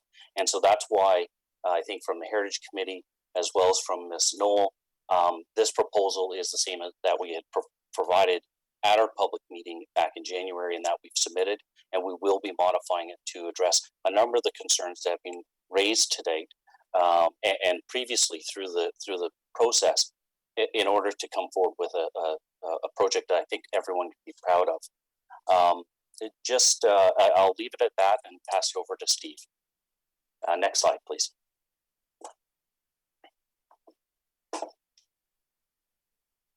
Thank you, David. My name is Steve Creighton, and I'm the Senior Vice President with the Diamond Group of Companies. I'm quite delighted to have this opportunity tonight to speak to you about what we think is a very exciting development at 2507 Dundas Street West. Now, the Heritage Building aside for a moment, because David, I think, has sort of summarized our position that continues to be a work in process as far as this site goes. But I would suspect that a large number of people hearing the presentation tonight would have been concerned when they heard that a self-storage facility was being proposed for this location. And I think, that's because many of you have probably known self-storage as single-story buildings with garage doors, usually surrounded by chain link fence. You've probably seen them, usually located in industrial parks or rural areas. So the question arises, how could that possibly work in this location? Well, I'm hoping through David and my presentation this evening, we can change the way you think about storage and demonstrate to you how the storage use itself can be brought thoughtfully together with other mixed uses, including the heritage office component on this site. I hope you can appreciate that the rendering that you saw a few moments ago is really anything but what traditionally is a self-storage facility. With Diamond, we've entirely reinvented the notion of self-storage, and frankly, storage is really only the beginning of what we offer. And at this point, just to summarize again, we're proposing at this location not only our core Diamond storage product and offering, but also 9,000 square feet of highly curated retail, offering a selection of home decor storage products for your home and business, not just for the storage facility. If anyone's familiar with the Container Store in the US, our model is somewhat premised on that. We also have 22,000 square feet of collaborative office space that we operate as Diamond Work Refined. This is a very unique offering. It's similar to the WeWork concept, but it's more highly curated. We have 3,000 square feet of additional office that's proposed in the refurbished and re-inspired Heritage Building. It's part of the development. And we have over 7,000 square feet of, again, highly curated space for wine storage, including an exclusive private members lounge, wine tasting rooms, and we even have a full-time sommelier on staff to support people in that area. So we provided some representative pictures of what it looks like inside the facility. If you could just flip the page. This is the inside of our retail offering. Again, it certainly doesn't look like any sort of traditional self-storage would look like. We also offer custom kitchens and custom closets to fill a significant demand in the marketplace. Flip the page again. This is our work refined area. Again, you can see the upscale nature of this development. It's certainly a lot different than traditional office space. And then turn the page one more time. This gives you another example of some more retail, and you can see the finished looks on the left side of what our typical corridors would be. Finished ceilings, painted floors, a lot of light, and quite a safe environment. So let's start, if you would allow me to have a bit of a discussion about our diamond storage business, and let me give you some further background. What sets Diamond apart really from the traditional self-storage operators? And it has a lot to do with how we operate our company.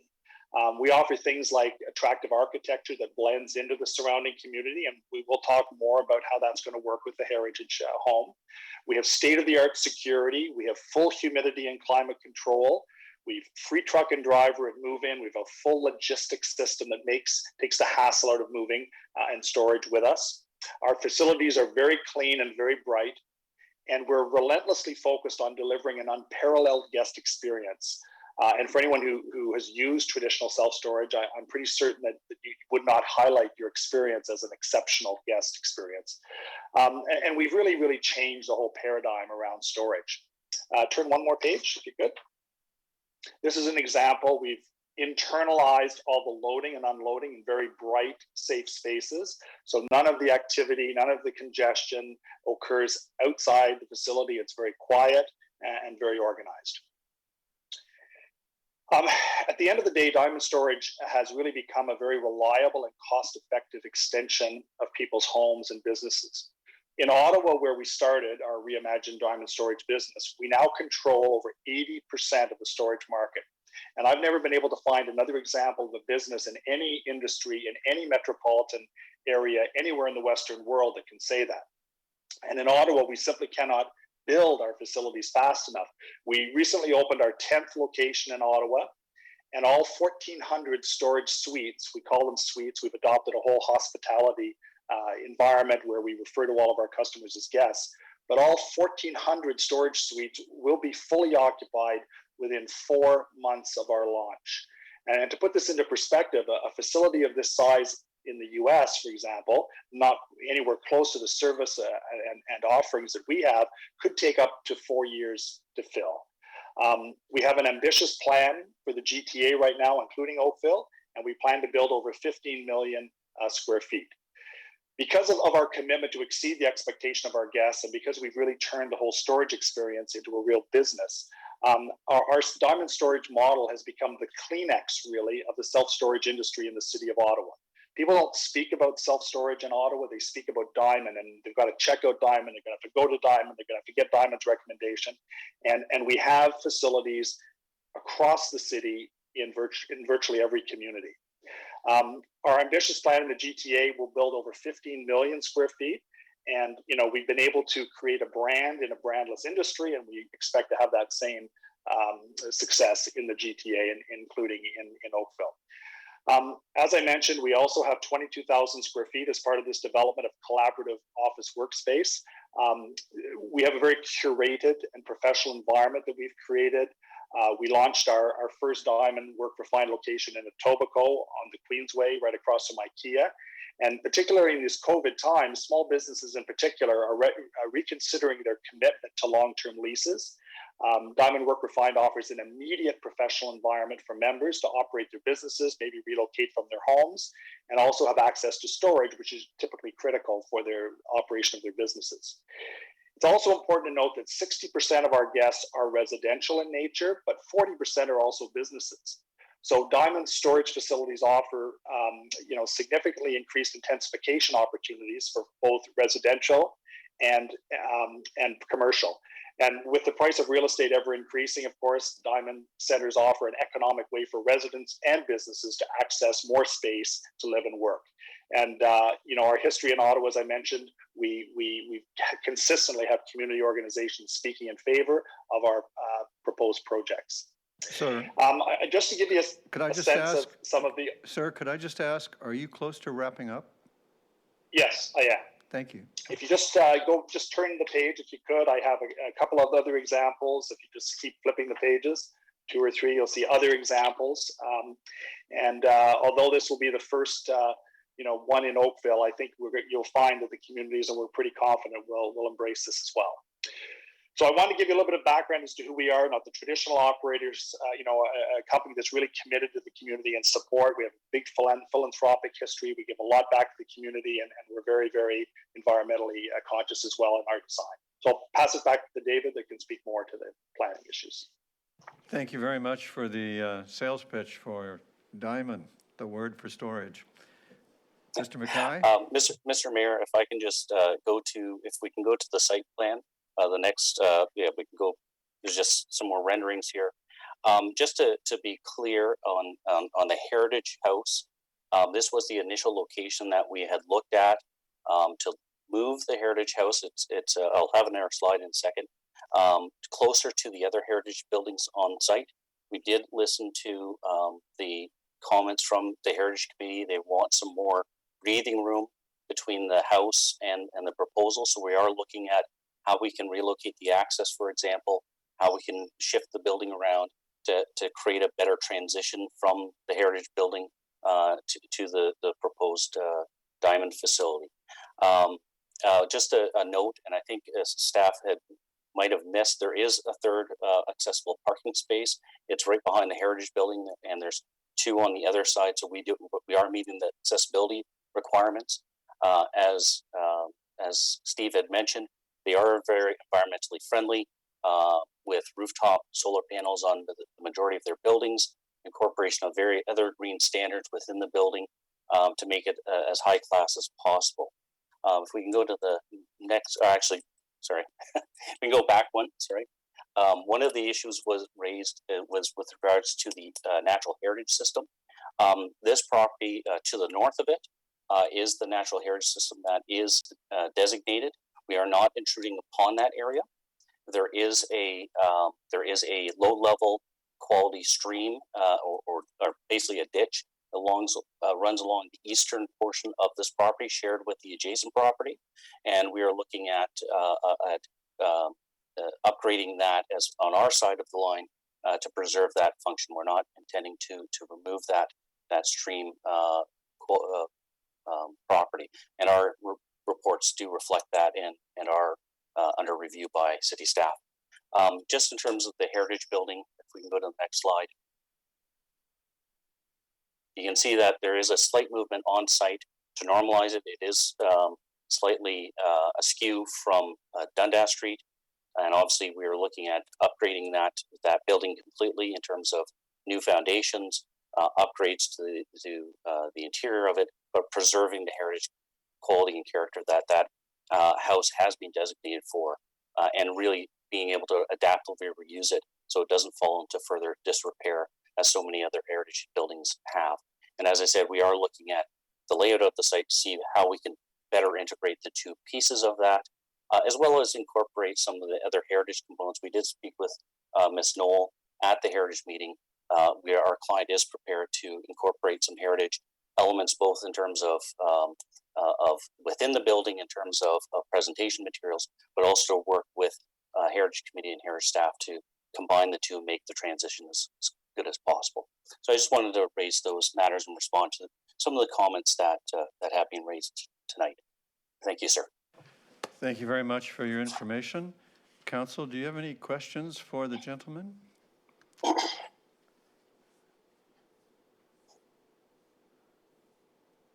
Councillor Palmer.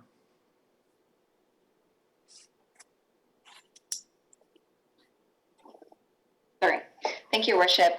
Thank you for that presentation. I just had a quick question about your other locations, and I was wondering if any of your locations are situated in in close proximity to high-density residential neighborhoods? Sure. I can answer for the GTA because I'm working on a number of them. So the pictures that you saw in in the presentation, the location at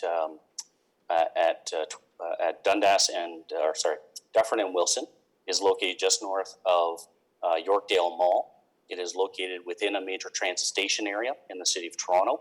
And obviously that is looking at an intensified site there with residential, high-density residential within 500 meters of the project. We also had recently received approval for a facility smaller than this in terms of not as many offerings in Whitby, which is located in one of their major central areas, which is intended to intensify, and that has heights of up to 15 stories permitted surrounding the site and under approval. We have recently submitted for an application in Mississauga, just north of 401. It's in an employment area, but it is along the under construction LRT, here Ontario LRT system, to support that intensification. And then lastly, we are looking at a number of other sites where there is medium and high density projects underway, constructed, as well as underway, and with Diamond fitting in within those centers as well in Toronto and elsewhere in the GTA. Steve, do you have any anything to ask relative to your Ottawa locations? Yeah, the only thing I would add is that we have 3 or 4 locations in Ottawa that abut single-family homes, so there's quite close proximity to our facilities with residential in many cases. And I also wanted to ask about your typical clients, and I know you spoke to it. I didn't catch it in the presentation of residents versus businesses. Yeah, it's about 60% residential use and about 40% business use. And you see that consistently across all your locations? Yes. Yes. That's all for me. Thank you so much.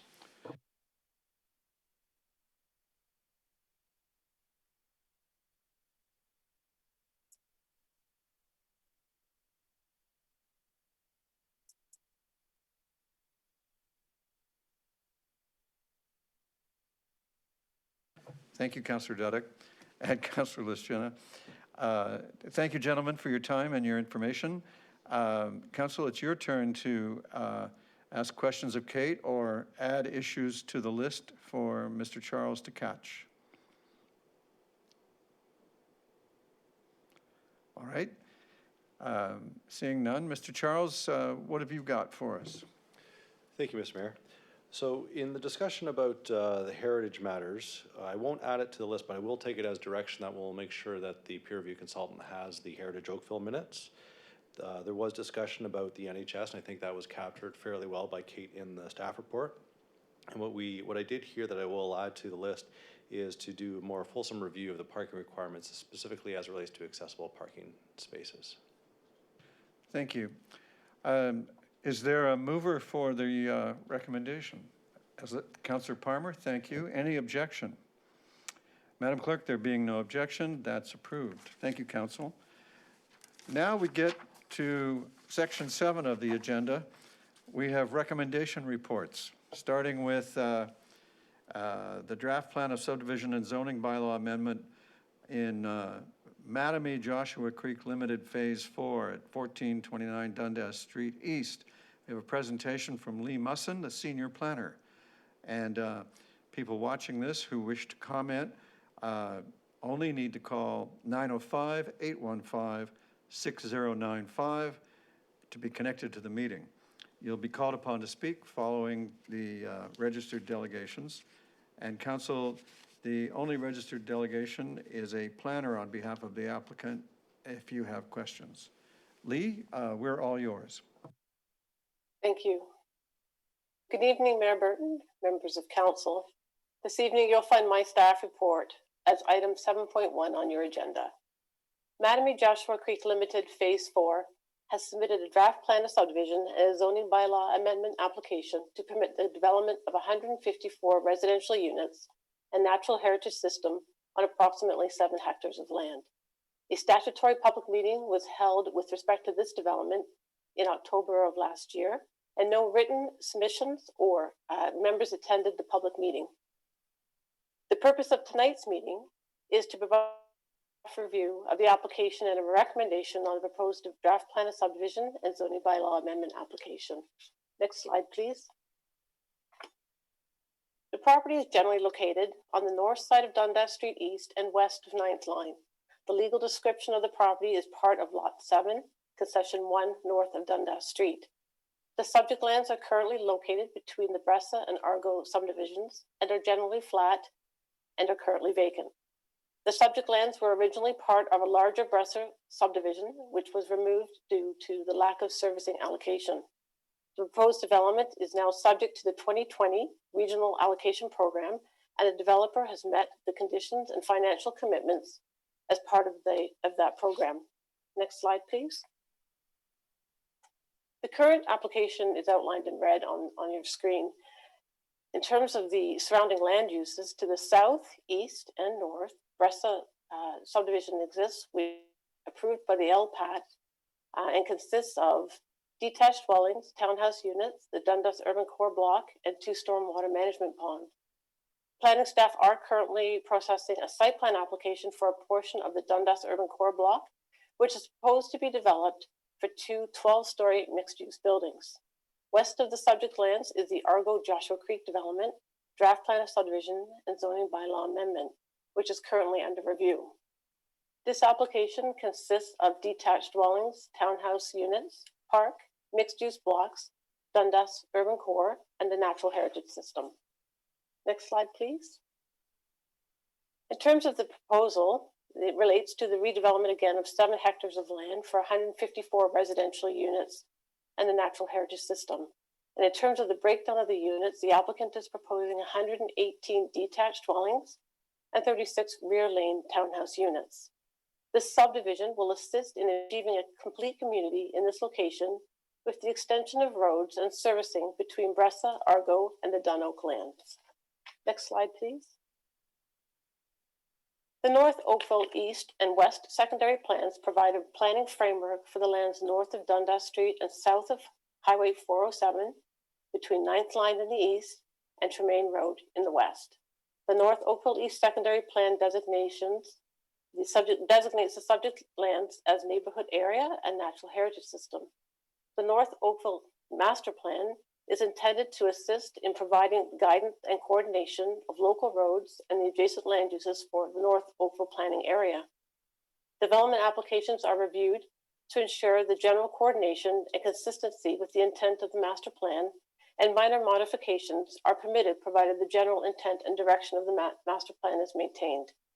The North Oakville East master plan further identifies these lands as natural heritage system and general urban area. The proposed development is consistent with the North Oakville East secondary plan. Next slide, please. The subject lands are currently zoned existing development, as illustrated on the left side of the screen. The existing development zone only allows the legal existing uses as of the date of the passing of the parent bylaw. The proposed zoning bylaw 2021-046, which is attached to my staff report this evening as Appendix C, has been prepared to rezone the lands from existing development ED to a site-specific general urban zone with the site-specific zone category of 101. And the staff report goes into detail with respect to the proposed modifications to the bylaw. The changes that are proposed and before you this evening are very straightforward in nature and relate for the most part to bay and bow windows and porches.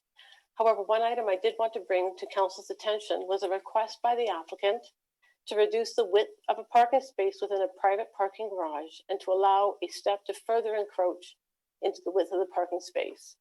This request was not supported by staff and is not included within the bylaw for council's approval this evening. Next slide, please. So the next few slides that I will be presenting deals with the issues that were identified as part of the staff report presented to council at the public meeting, and I'll just touch very briefly on some of them. Planning staff did receive documentation from the trustee of the North Oakville East Developers Group confirming the applicant is in good standing. The proposed development is an extension of the draft plans to the east and the west, and uses are contemplated within the northeast secondary plan. It is staff's opinion that the proposal is consistent with the provincial policy statement and conforms to the growth plan and the regional official plan and the North Oakville East secondary plan. The EIRF SSS was reviewed by the town, Conservation Halton, and the region, and was deemed to be satisfactory. In terms of urban design policies on matters such as built form, lot size, transitions, and compatibility with adjacent properties and interface with public realms, the applicant did submit an urban design brief that addresses the proposed compliance with the Livable by Design manual and was deemed to be satisfactory. Transportation has reviewed and evaluated the proposed draft plan of subdivision and advised that the proposed road and lane width meets the town standards. At the public meeting, council raised a concern with respect to North Oakville densities as it related to this plan, and the North Oakville East Secondary Plan provides a range of densities for various land uses. For lands designated as general urban, the density range is 25 to 75 units per hectare. Approximately 4.6 hectares of the subdivision is designated as general urban, and based on the 154 units proposed, this density is falling within the Northeast Secondary Plan as 33.3 units per hectare. Next slide, please. In terms of on-street parking, which was another issue raised by council, as part of the application, an on-street parking analysis was provided.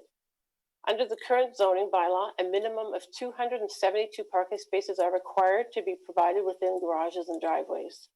The on-street parking analysis proposes 63 parking spaces within the limits of the subdivision, plus 75 parking spaces on William Cutmore Boulevard, providing a total of 408 parking spaces. And as mentioned earlier, staff were not supportive of the applicant's request to reduce the width of the parking space in the private garage, so that in order to ensure that the private garage remains as a functional, usable space. Next slide, please. Council also asked staff to investigate the feasibility of a pedestrian connection between this subdivision and Argo subdivision to the west. Both developers have agreed to design and construct a pedestrian bridge at no cost to the town. A condition of approval has been included to that effect. Warning clauses within Appendix B have also been included, advising purchasers that their property abuts or are in close proximity to this bridge, and that noise may be generated from the pedestrian use of the bridge. In addition, a warning clause has been included that advises purchasers that the bridge could result in some overlook and privacy concerns. Next slide, please. Council also wanted to understand the transition of the subdivision to the Bressa Duck Block, which received zoning approval back in 2018. The zoning on the Bressa Dundas Urban Core Block allows for street access, rear lane, back-to-back, and stacked townhouses, as well as apartment buildings and mixed-use buildings. However, the apartment buildings and mixed-use buildings are only permitted within 50 meters of Dundas Street. This slide illustrates a site plan application currently under view for two 12-story buildings that transition to a 6-story podium to the north.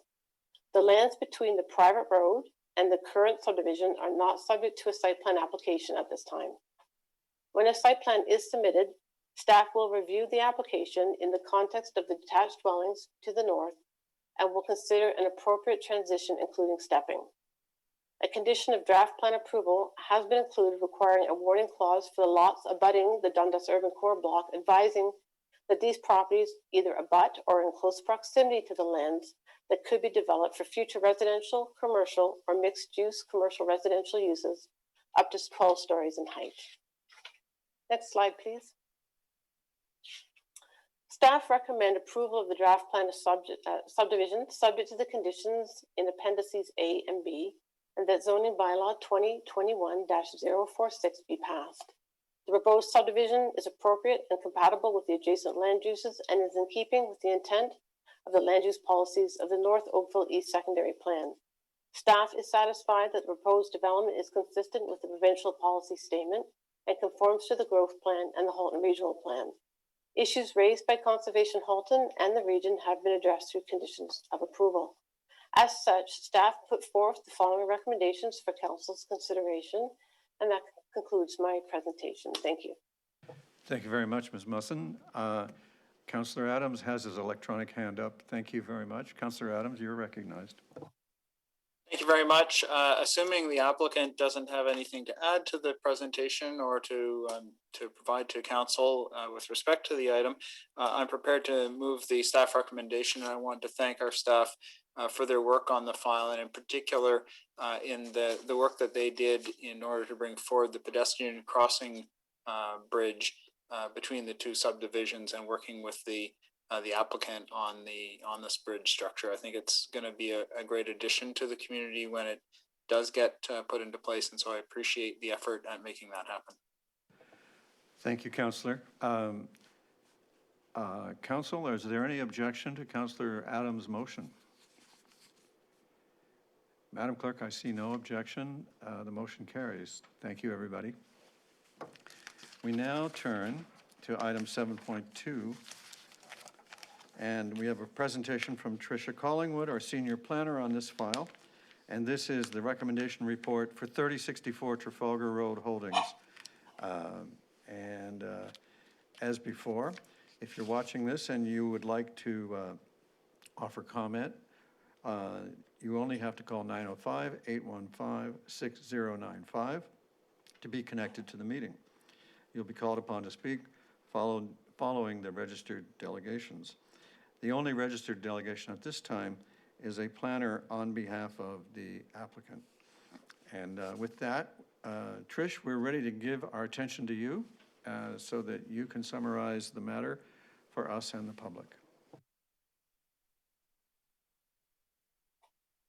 Thank you, Mayor Burton. One second.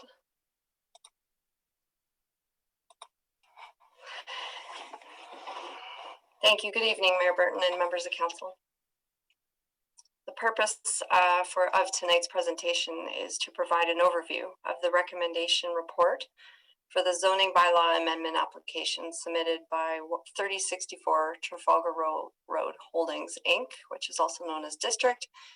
And my staff report can be found as item 7.2 on tonight's agenda. As always, if you'd like to speak to this item and you're watching tonight, please call 905-815-6095 to connect to tonight's meeting. Next slide, please. The site, marked here with the red star, is located on the west side of Trafalgar Road, 200 meters approximately north of Dundas Street East. I just want to take a quick moment acknowledging the role that Trafalgar Road does play for the town of Oakville, as it's important to the development of the Trafalgar urban core blocks that are noted along the applications, that are coming up along, that are shown in the yellow stars.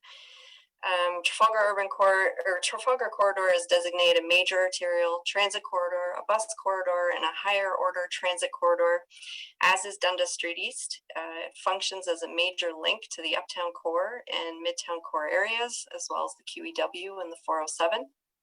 The corridor is significant in the development of North Oakville due to the permitted level of intensity, a mix of uses and form of development that aren't permitted anywhere else in North Oakville. The intent of the Trafalgar Urban Core land use designation adjacent to this corridor is to allow for a broad range of uses, including residential, employment, service, commercial, retail, institutional, and cultural uses. And if the density does not go along this corridor, there will be an increased pressure throughout the town to accommodate for the provincial population targets. Next slide, please.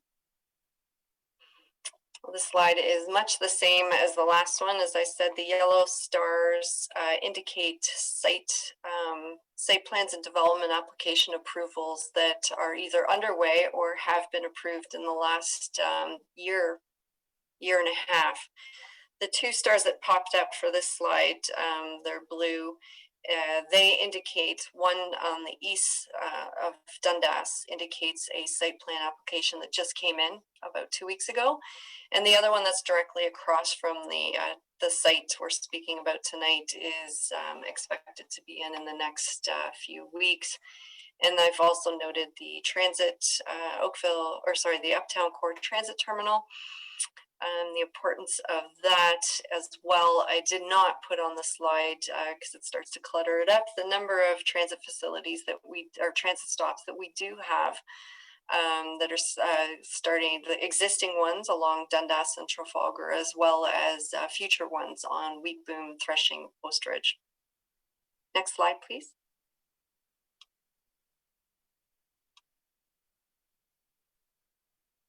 The zoning bylaw amendment would have the effect of rezoning the lands from existing development to a site-specific Trafalgar urban core and permit the development of two 20-story residential buildings with a podium and underground parking.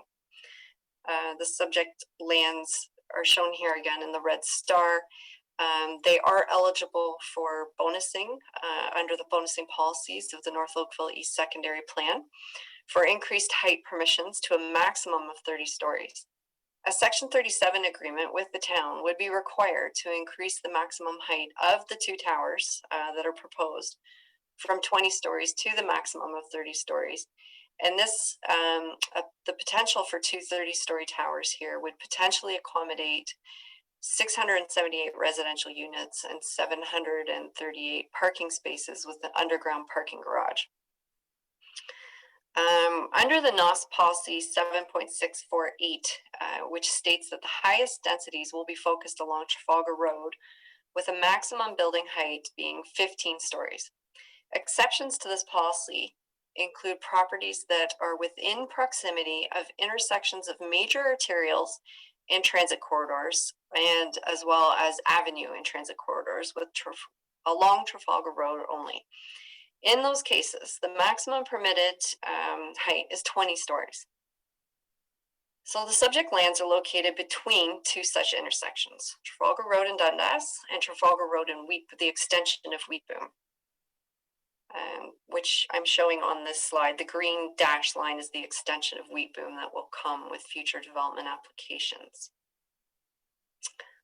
As an example of when this has taken place in recent last couple of years is noted by the yellow star, which is on Dundas. It is just around 100 meters from Trafalgar Road. It was deemed acceptable I was determined to be acceptable for the 20-story height limit, and they were site plan approved for 20 stories due to the proximity to the Dundas-Trafalgar intersection.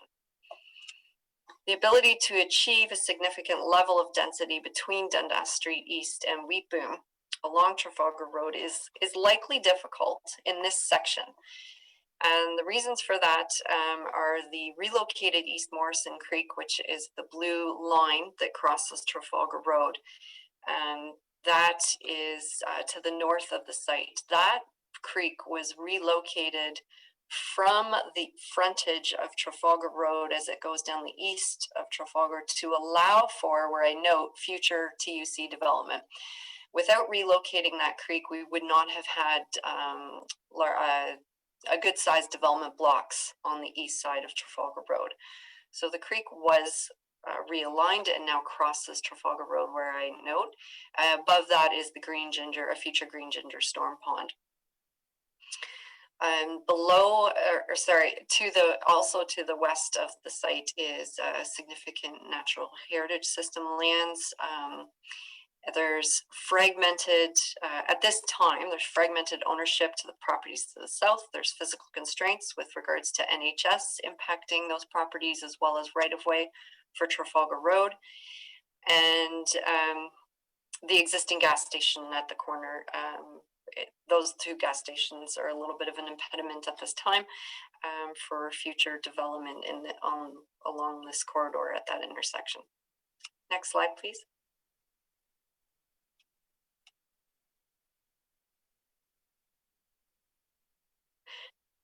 Sorry.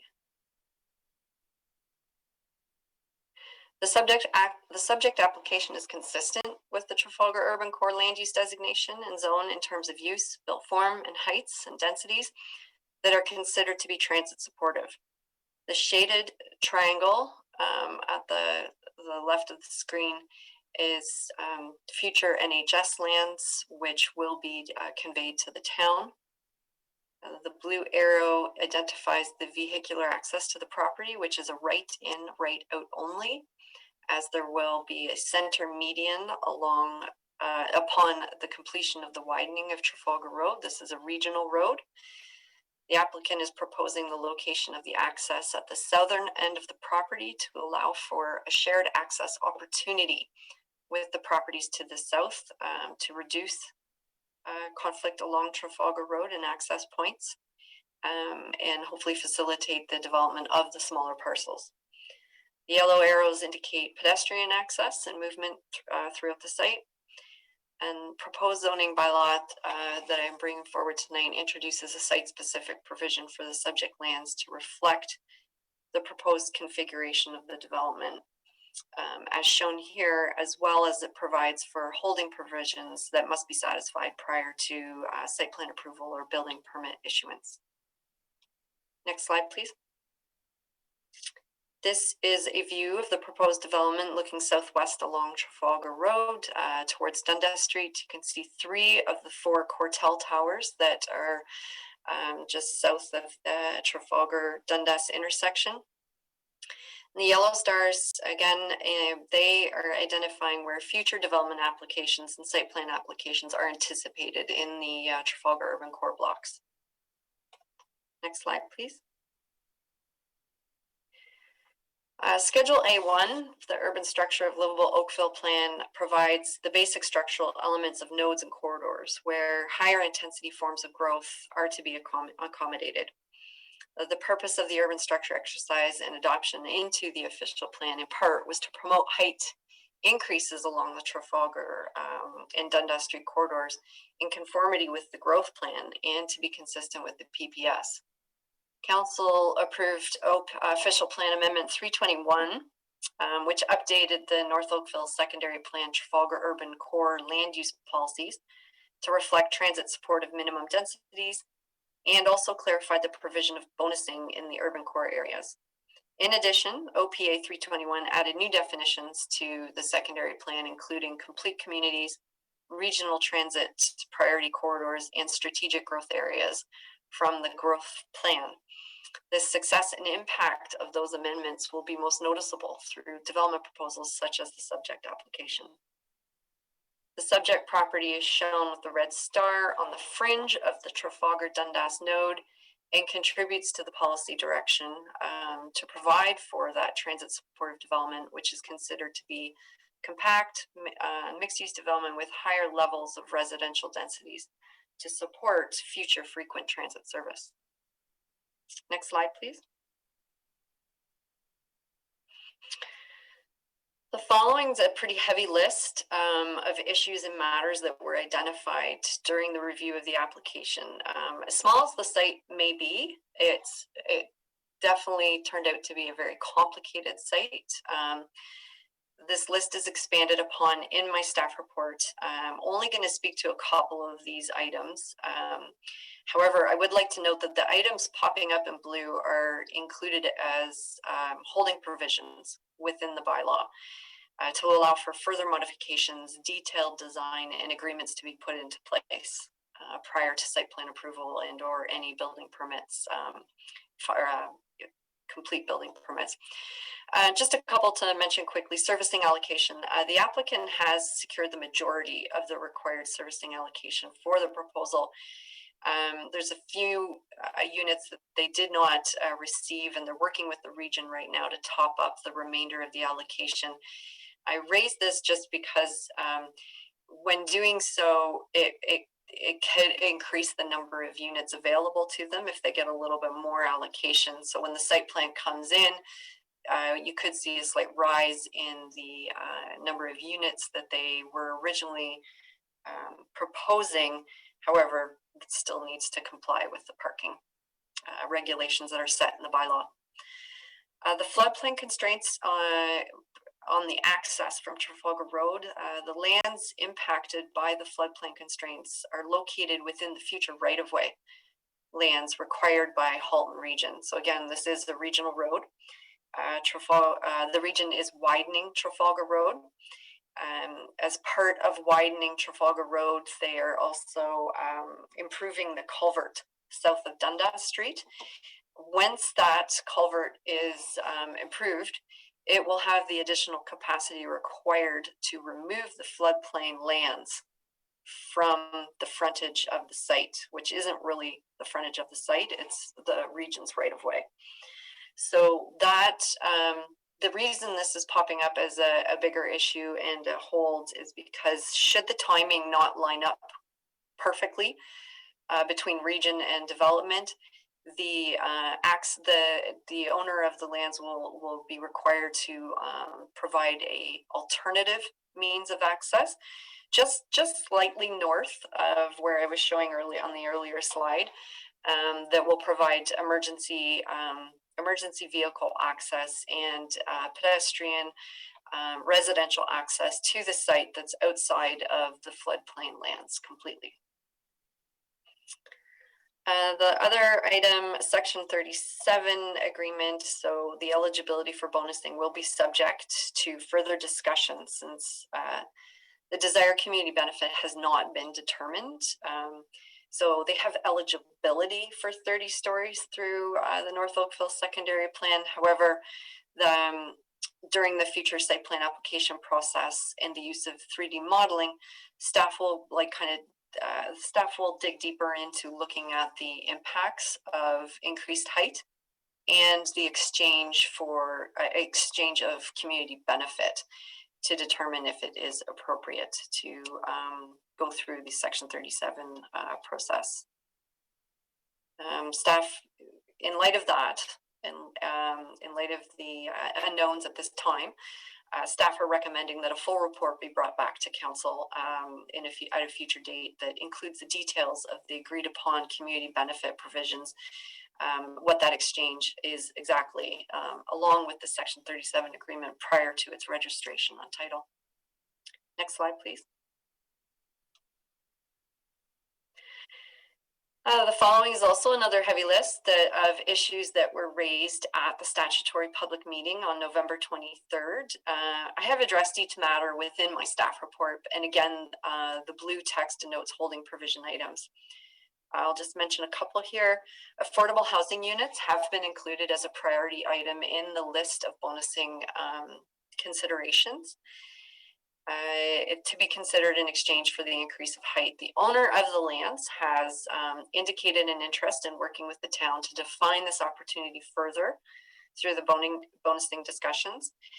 The appropriateness of all proposed benefit to be exchanged for height will have to be evaluated further over the next few months and during the beginning of the site plan application review process, as I mentioned, with 3D modeling and technical review. And then, as I said, the details of that will be brought back to council. One of the items that was mentioned during the November 23rd public meeting was to take a look at what the impacts would be of dropping the height. So they have proposed 30 stories. You know, they've seemed committed to 30 stories, but what if the height were to be dropped on this site? What would that look like? You know, how would that sort of play out? As I mentioned, the site is relatively small in area. Reducing building heights could create and undesirable scale and massing impacts from an urban design perspective. An increase in would it result in an increase of coverage on the site, result in less open space, grade-related uses, access to sunlight for the grade-related uses. Again, wider floor plates, bulky podiums, which again are not always the best for like the natural areas of surrounding it and any grade-related uses. So those are just some of the impacts we looked at. The owner will still try to get in the number of units, so therefore we may also lose the range of units that are being offered now, from 1 bedroom and den or singles up to 3 bedrooms, townhouses, that kind of thing that are being proposed at this time. Next slide, please. So bylaw 2021-032, The effect of this bylaw proposed tonight, it regulates the yards, heights, floor plates, and massing, the separation distances to the property to the south, which is important because we do expect to have some height on the property to the south, and we do regulate separation distances between towers. So we had to ensure that the 50% of that onus is on the subject lands now. So that is regulated to ensure they don't encroach or preclude any type of development on the property to the south. Also looked at prohibiting below grade units, so we don't have any basement units. And also looked at minimum parking ratios so that we set the minimum parking ratio for both residential and visitor. Also looked at a minimum of 20% electrical vehicle parking spaces within the underground garage to be roughed in for the charging equipment. It is worth noting that the applicant intends to provide parking spaces for sale, separate of the units. So a purchaser of a residential unit may choose whether to purchase a parking space, potentially freeing up additional parking spaces for units requiring more than one space. It also decreases the cost of the units because the cost of parking is not bundled with the cost of the unit. Next slide, please.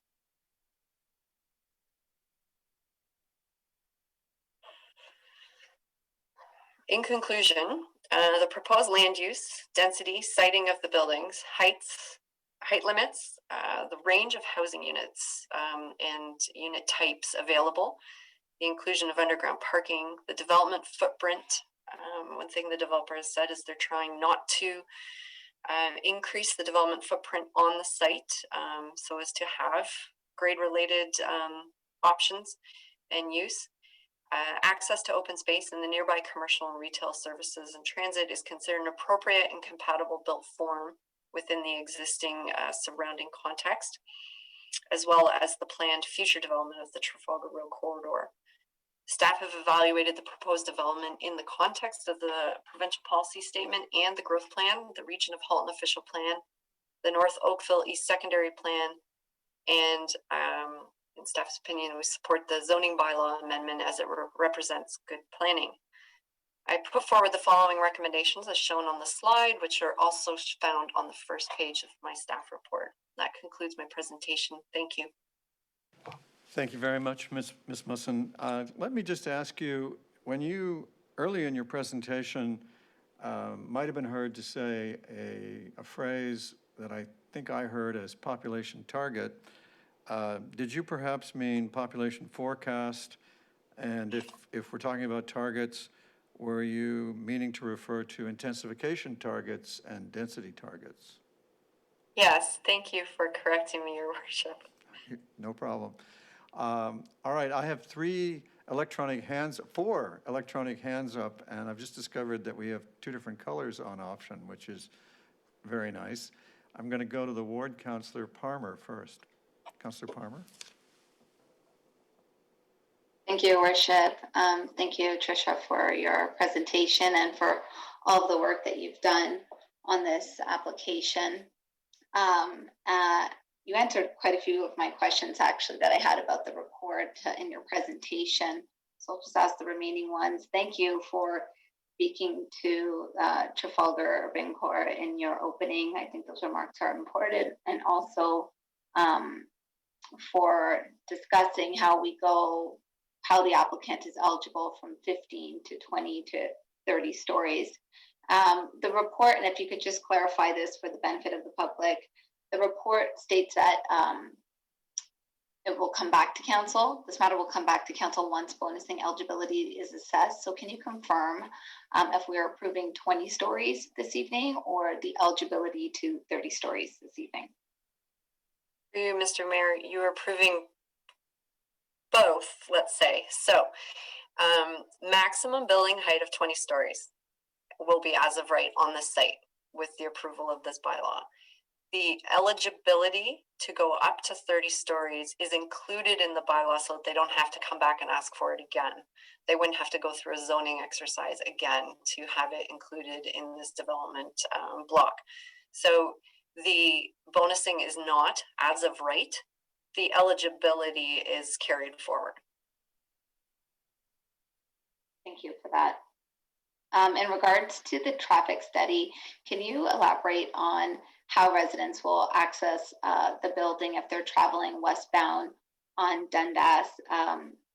Just considering the height density, my concern is the amount of U-turns to access the site off Trafalgar, but I did hear you mention in your presentation that they're a part of the Trafalgar widening project, that there is going to be a center median there. Will that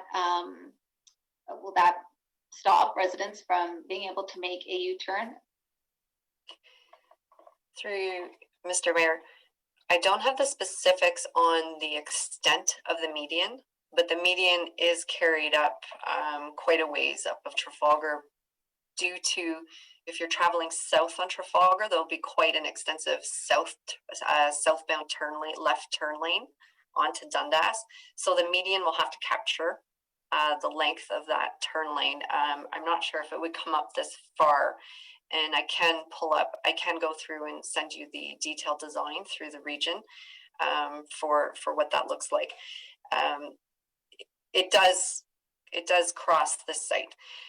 The other options, and again, as I said, this is a regional road. The region has taken a look at the transportation impact study and deemed the right-in, right-out access to be acceptable.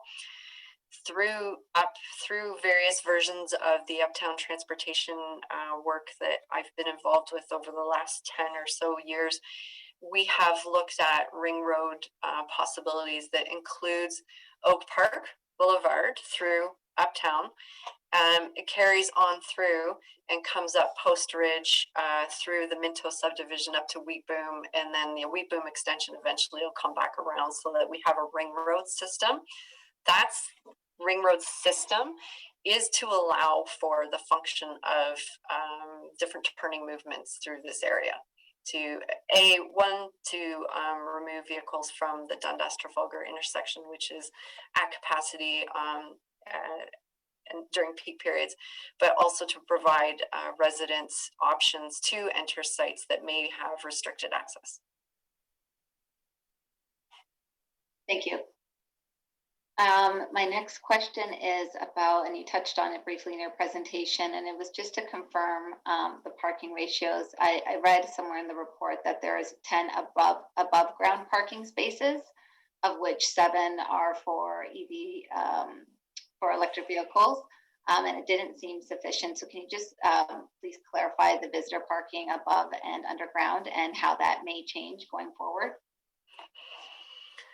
So through you, Mr. Mayor, in my report, between writing my report and finalizing the bylaw, the one thing that didn't carry through into the bylaw was regulating the electric vehicle spaces at grade. So regulated the minimum of charging supply equipment below grade at 20%, but didn't do so above grade. Something I still will ask them about through the site plan application if it's considered desirable. However, that wasn't carried through to be regulated on the surface parking. So 17 visitor parking spaces, free, typical parking spaces, not with EV charging stations or limiting who could use the spaces. And then upwards of 80 plus spaces, visitor spaces in the underground parking garage based on the minimum parking requirements that are set in the bylaw. Thank you. Thanks for clarifying that. And then my last question, your report spoke to walking distance, high school and elementary school, I believe, or just schools that would be in walking distance. Can you just remind us where those schools are situated, please, or what the locations where those schools are? There is a new school that we're working with right now, the school board on Threshing and Post Ridge. That school is coming in for a site plan application shortly. We've been working with them. There is I'm going to forget the name, so I apologize, but Post Road So the going east on Post Road and I want to say 16 Mile is one of the other schools that I was thinking about when I was looking at schools that were within the walking distance. That's an already existing school? Yes. Okay, David R. Williams then maybe. Okay. Okay, thank you. That's all for now. Thank you, Councillor Palmer. Councillor Chisholm?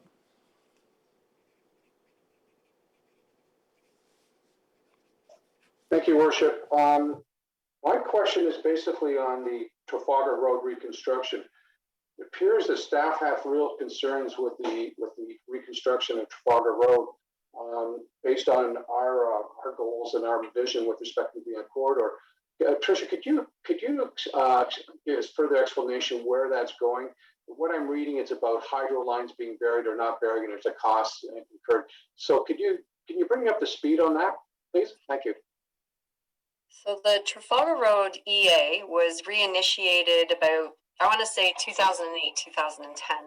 At that time, it was extended basically from Midtown to the 407. The region had a section of it. I want to say it was Dundas South. And then they reopened it, reinitiated it, and took it all the way up to the 407. When they did so, it was timely because the North Oakville secondary plan vision and guiding direction for what Trafalgar Road north of Dundas would look like was coming forward, and that urban corridor with that urban sense of built form, pedestrians on the street, on-street parking, buildings right up against the public realm, balconies, commercial frontages, that kind of thing was envisioned for the corridor, and not once did the town support any type of above ground hydro through that corridor. It defeats the purpose of the North Oakville design guidelines and the urban context of that corridor. So fast forward a few years, the EA was completed in 2015. The phase 2 of the construction drawings popped up about February of 2020. And at that time, the hydro poles were all located within the construction drawings. So the town started initiating conversations. I had a couple site plans in that corridor that were coming close to final approval, with 0 lot setbacks in some instances that we were considering. And we had to start looking at how those hydro poles were impacting the frontage of the built form and the public realm. There was at one point, there was quite a few discussions on it, to the point where the region did delay their progress for their construction drawings. So they were at 30% and the 60% were supposed to follow through by the summer of last year, early fall, and the 60% drawings are still not done. Because they have been working with the town, we got Oakville Hydro involved to do a feasibility study to look at what it would, if it was feasible to bury the hydro, because we do have, I was talking about the West Morrison Creek that had to be diverted across Trafalgar to allow for those development blocks. You now have to bury hydro with that. So looking at the feasibility of doing so with current infrastructure as well as cost. The Oakville Hydro determined it was feasible. It could go forward. Costly project. And that was presented back to the region by Oakville Hydro. And we've had some discussions with the region, and we've recently heard, probably about 2 weeks ago, as I was finalizing my report, that the region will not be going forward with burying the hydro. The hydro is planned to stay above ground. So we're now in the process right now of trying to figure out, of the 2 applications that, all the zoning's been approved along Trafalgar on the east side. So the zoning's all been approved for 0 lot lines. But of the 1 application that's approved and under construction, just north of Threshing Mill, and the 2 applications that are, weeks away from being approved, we're going back to look at what those impacts are. And, you know, as again, one of them's under construction. So going back to look at the impacts, now it doesn't affect the west side. So this site is not impacted as greatly by the hydro poles.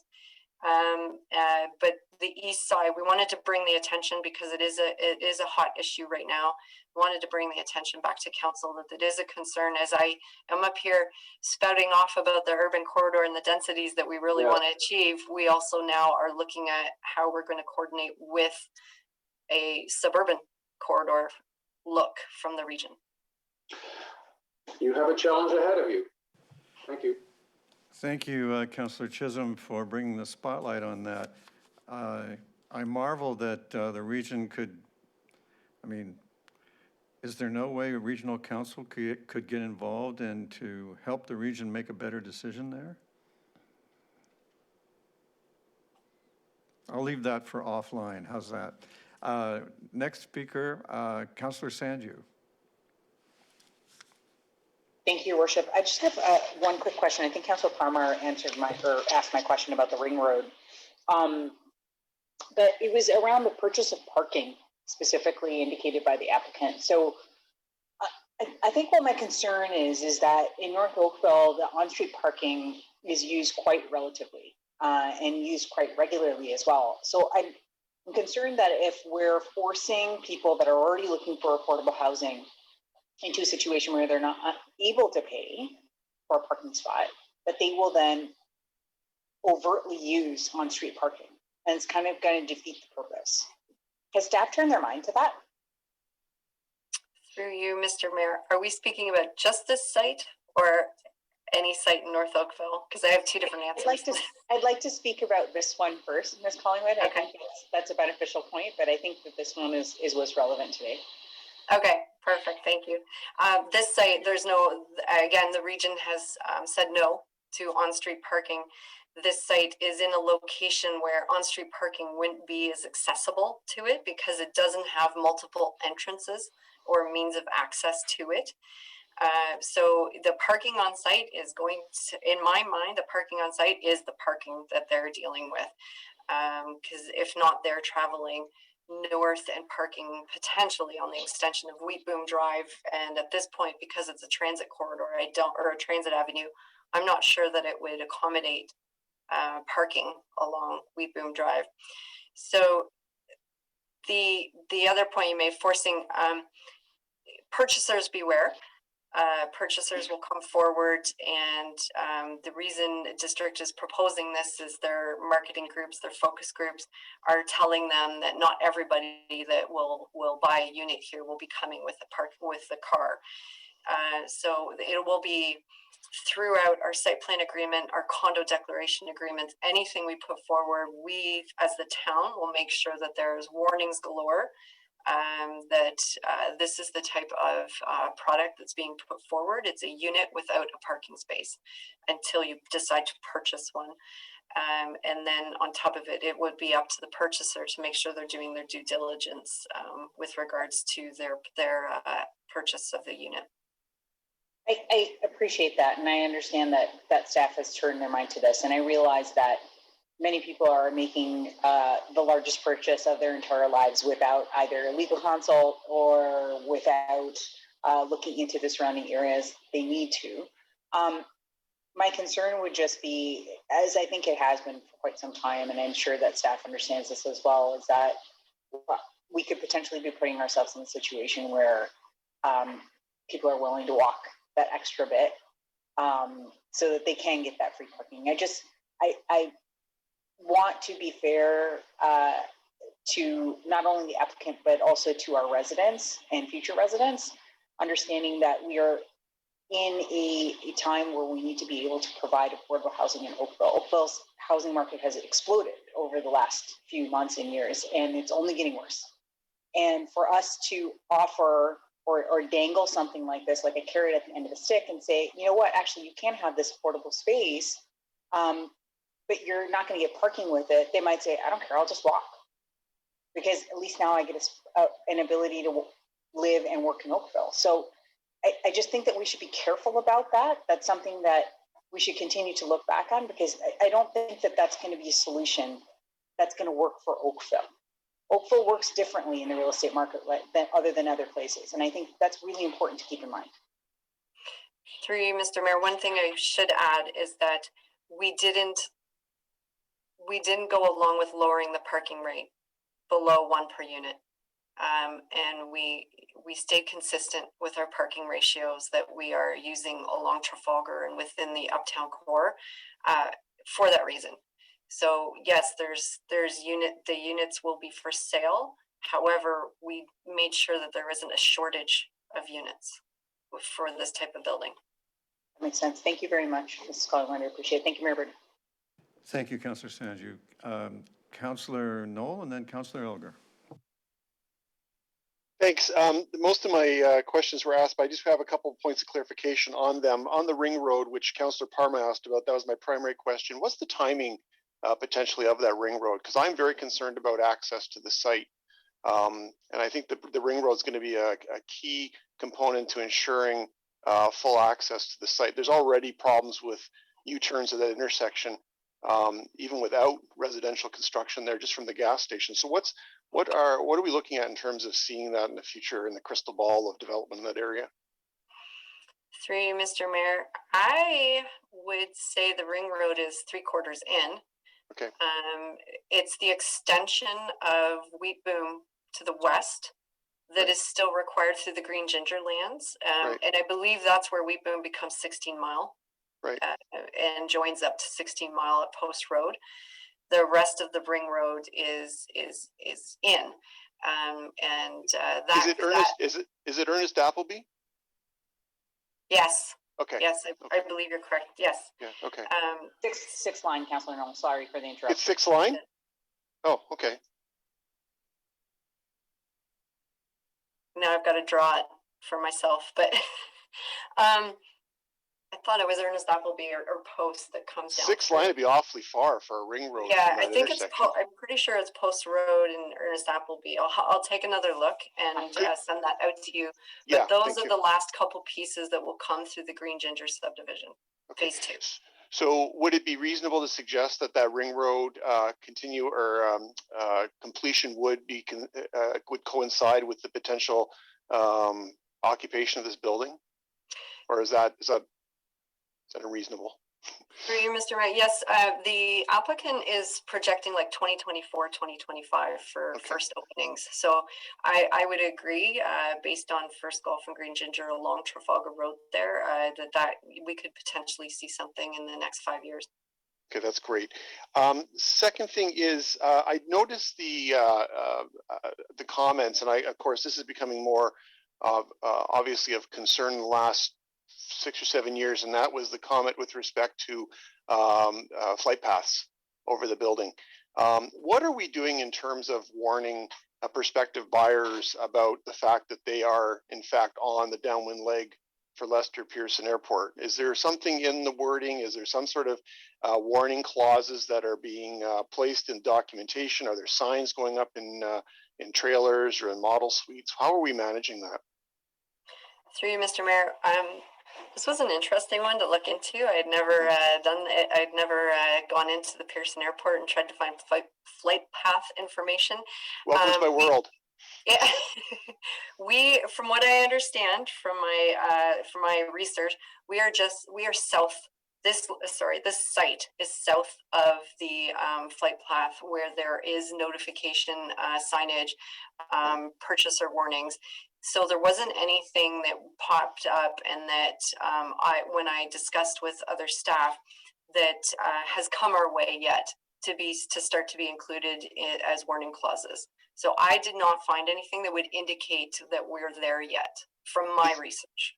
Is there something? I mean, I maybe not connected directly to this application, but is it possible that the director could note or potentially come back and talk about that in the future? Because in fact, the flight path, the downwind leg, is to actually to the south of the building. It essentially runs along Dundas and slightly even south of Dundas. So it would be good to get a handle on that, because when traffic returns post-COVID, our phones are all going to start lighting up like Christmas trees again. We've had a bit of we've had a bit of a break, but it's going to get bad again. So if you could maybe find out how we're going to manage that process. The last thing is with respect to the parking, and again, Councillor Sandhu dealt with this one, but I'm curious, the unbundling of the parking, is that something that we have any jurisdiction over? Is that simply just a matter of commercial undertaking between the purchaser and buyer? Sorry, purchaser and seller. Through you, Mr. Mayor, zoning, we can regulate the amount of parking. Right. And where the parking is provided, how it functions. With regards to operations and how they choose to conduct that side of their condo corporation, we don't have as much. We don't have any rights that I am aware of, other than to make sure that the warning clauses from the town are included in all agreements. Okay. And very, very last thing is kind of a blue sky question, and that is, I see that, and I'm very pleased that there's a 20% requirement for EV infrastructure. Here's the blue sky question, or the blue sky point on that. When we first started talking about this, 20% seemed like a lot. Is 20% really realistic for the future, considering what the infrastructure impacts are on the electrical grid, on EV charging?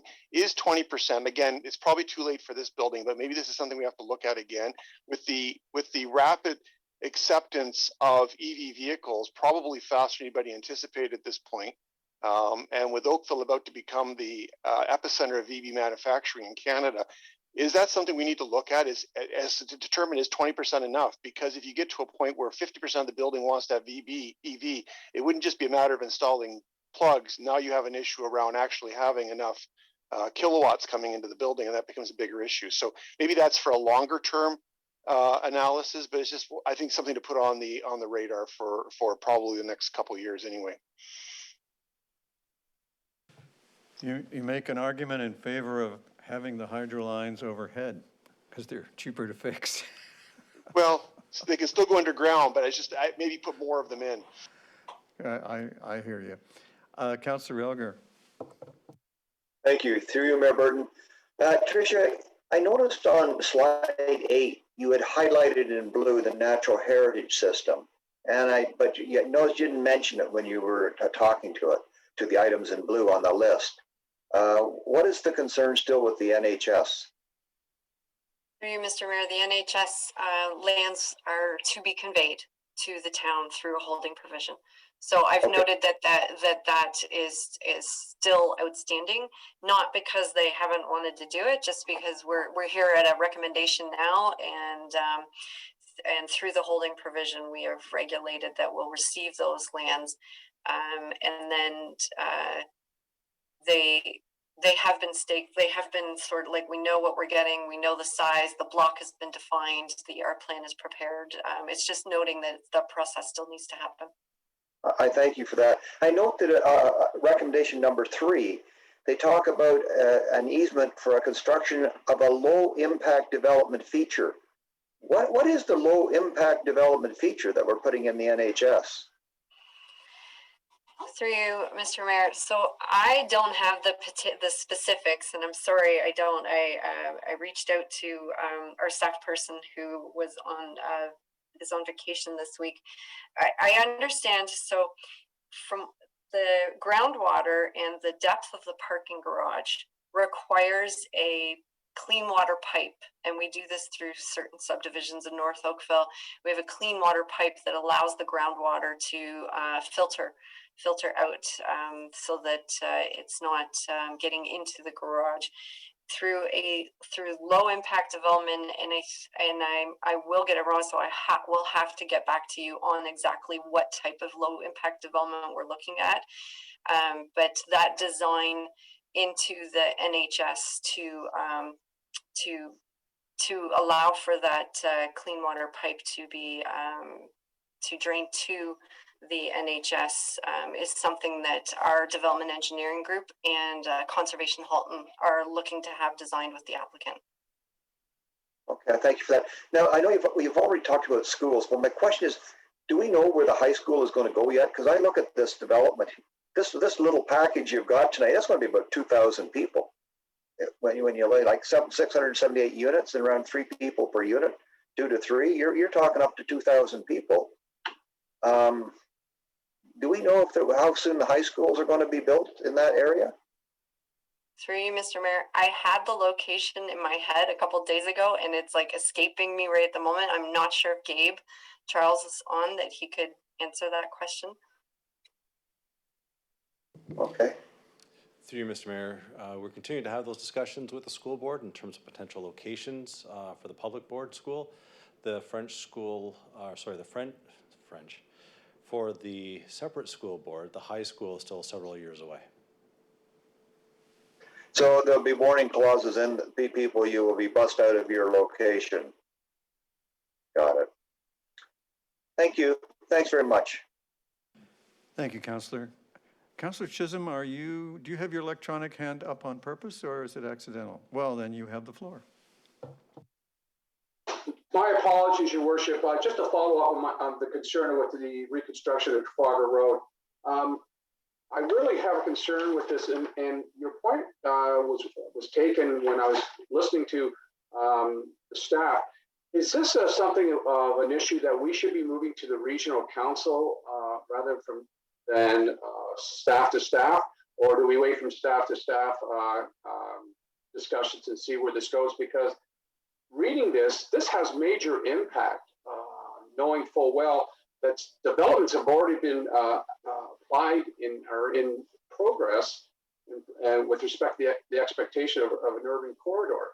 I really have a concern is that this is going to be developed like it's Dundas Street, and that's what I don't think we want. I think our vision was to have a corridor that was pedestrian friendly and so forth. And if it's burying wires, that's part of it, and setbacks and so forth. But I think we need to revisit this with the regional council and have some clear direction on this and where we're going to proceed on this, because it seems we're not going in the right direction with the region and the town on this one. That's my comment. So I'm looking for direction. Jane, maybe you can comment on this with respect to this whole issue of the region and with their design does not align with our design with being a pedestrian corridor. Councillor, please allow me as your mayor and a regional councillor Thank you. to promise you that the matter is going to be taken to the region. There's a number of considerations here, but the biggest one of all is this decision by the region actually sabotages the region's own allocation or distribution of population to Oakville and the region's own official plan. So it couldn't be a more contradictory thing for them to do. And so you can count on the 8 of us who sit on regional council to pursue this. Thank you very much, Your Worship. Jane, did you want to add anything? No, I think you made a very good point, Mayor Burton. It is a discussion we've had with the region for a number of times. There's also cost and timing implications on their side as well to be thought about in furthering those discussions. To put it bluntly, the region has to walk the walk and not just talk the talk. And this is a case where they're out of step with their own plan, in my humble opinion. Is there someone who would like to move the recommendation? Well, somebody's got to do something. Councillor Knoll is moving it, I take it. Thank you, Councillor Knoll. Is there any objection to the motion? Madam Clerk, there being no objection, the motion carries. Council, it's 9:30. We have some really big files ahead of us, and I'm thinking that since you've been working for 3 hours, you might like a brief bio break. Can I offer you a 10-minute bio break? And we'll come back at 9:44. Let's make it easy, 9:45. We're in recess until 9:45. Thank you.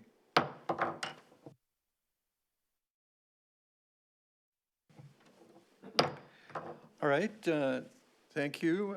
Council is now back in session, having taken a 10-minute break from the meeting the first 3 hours of the meeting.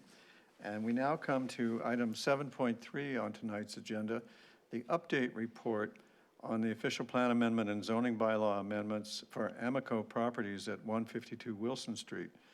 We have a presentation from Paul Barrett, our senior planner, and we have registered delegations from two individuals, one of whom, we have two registered delegations, I should say, one of which is the planner for the applicant. So with that, let's give our attention to Paul Barrett, and let's have him summarize the state of these applications for the benefit of the public and as a reminder for council.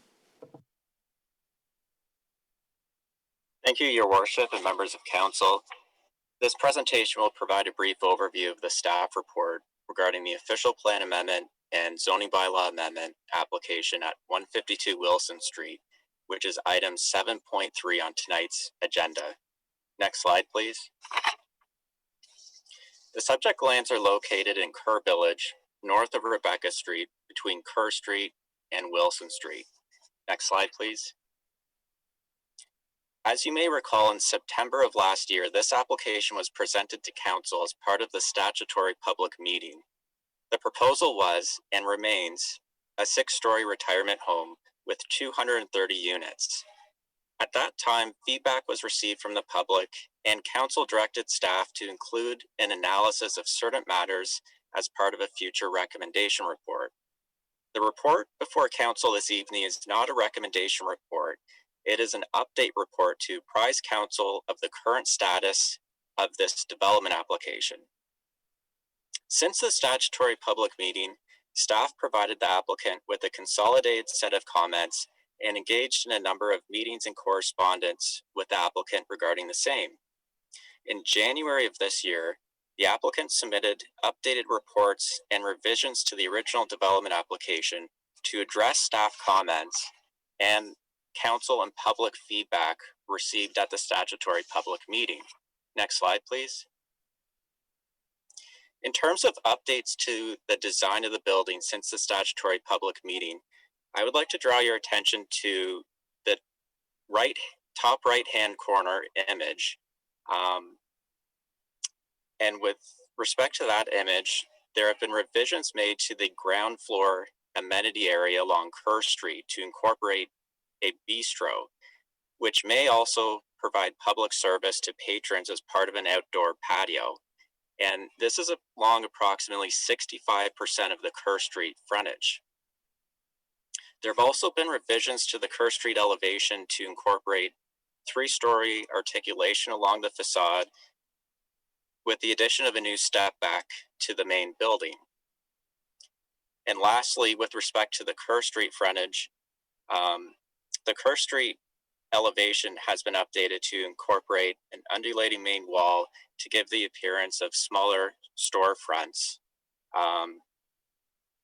And lastly, turning to the image on the bottom left-hand corner of the screen, revisions to the elevation along Wilson Street have been made in terms of adding a new step back to the main building. Next slide, please. In terms of the livable Oakville policy context, the subject lands are located within the Kerr Village growth area, where broadly growth is directed, and they are designated Main Street 1, which permits buildings between 2 to 4 stories in height, 6 stories with bonusing. I would emphasize that development in this Main Street designation is intended to reflect a pedestrian-oriented historic Main Street character, which is established in this part of the town. More specifically, the site is part of the Main Street district within Kerr Village and a broader enhanced streetscape area along Kerr Street.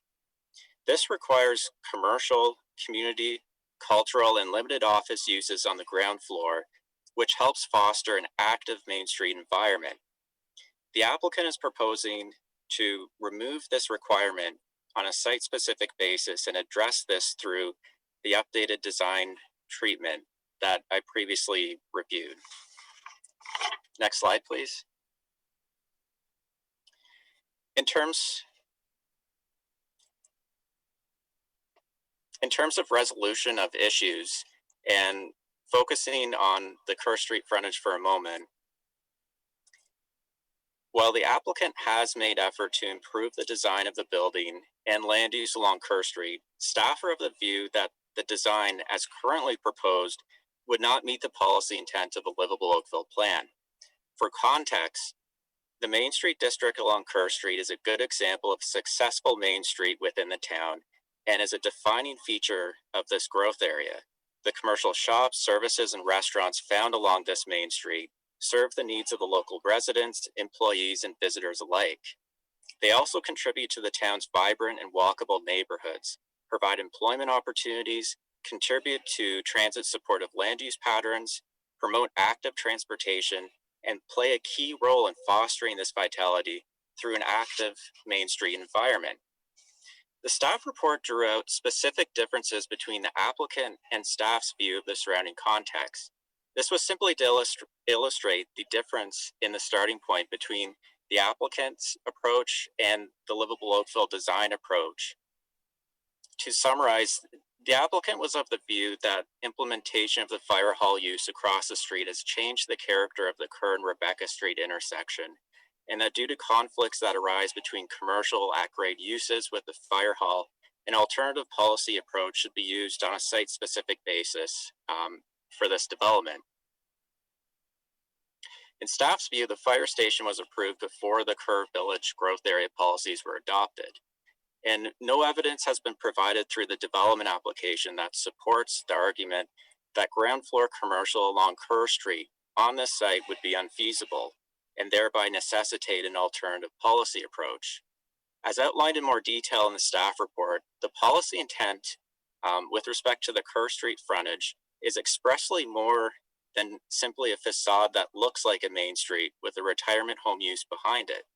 As such, while aspects of the revised design put forward by the applicant would look like a main street, staff are of the view that the development would not function as a main street use, nor achieve the stated policy intent. Overall, in staff's view, the current design along Kerr Street would reinforce a discontinuous streetscape treatment, which would not fully contribute to the town's vibrant main street. Next slide, please. As noted in the staff report, there are examples of other retirement homes in a similar context within the town that do implement the Livable Oakville Main Street policies. The most recent example is a retirement home in Bronte Village, which will provide 5 retail units open to the public and at grade along the main street, in that case, Lakeshore Road West. Next slide, please.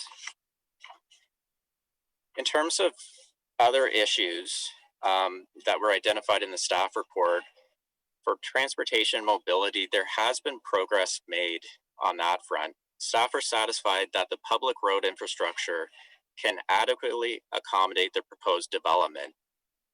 The site can also be adequately serviced by Oakville Transit Caravan Service, which is important for this land use. And as noted in the report, there are a number of streetscape issues which would require advancement to resolve those issues. At the statutory public meeting, on-street parking was raised and the suitability of that. And the applicant has provided additional details which do indicate that there will be sufficient on-street parking on site. However, staff are seeking additional information in terms of proxy sites that were used to inform that analysis. In terms of suitability of the site for a proposed sensitive land use, the applicant has submitted a record of site conditions. So from an environmental point of view, that concern has been addressed. In terms of the town's bonusing policies, originally the applicant was proposing to amend the town's bonusing policies and permit 6-story building height as of right.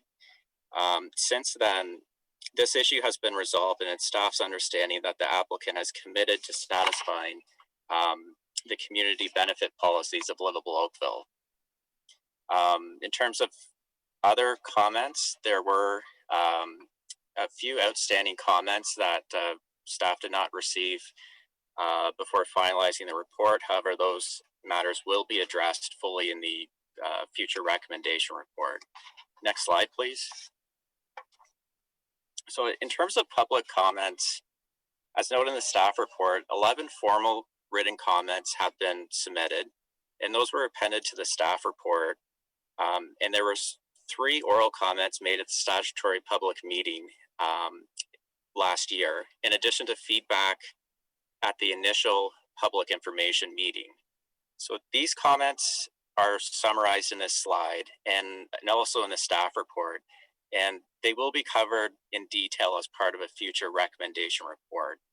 So to be clear, this will include the proposed loading zone along Wilson Street and also transitions to the neighborhood to the east, and also on-street and off-street parking concerns that were raised at that meeting.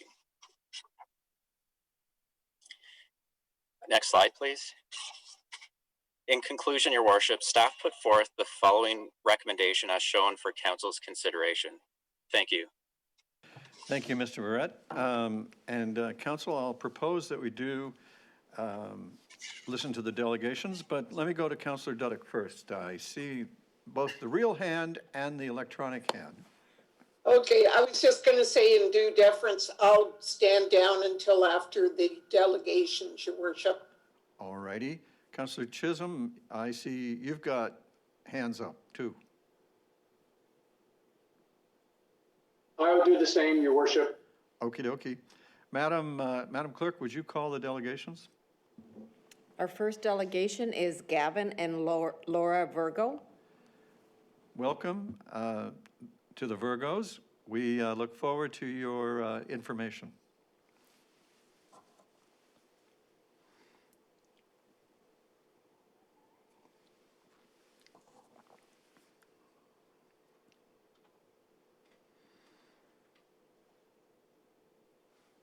Are they there?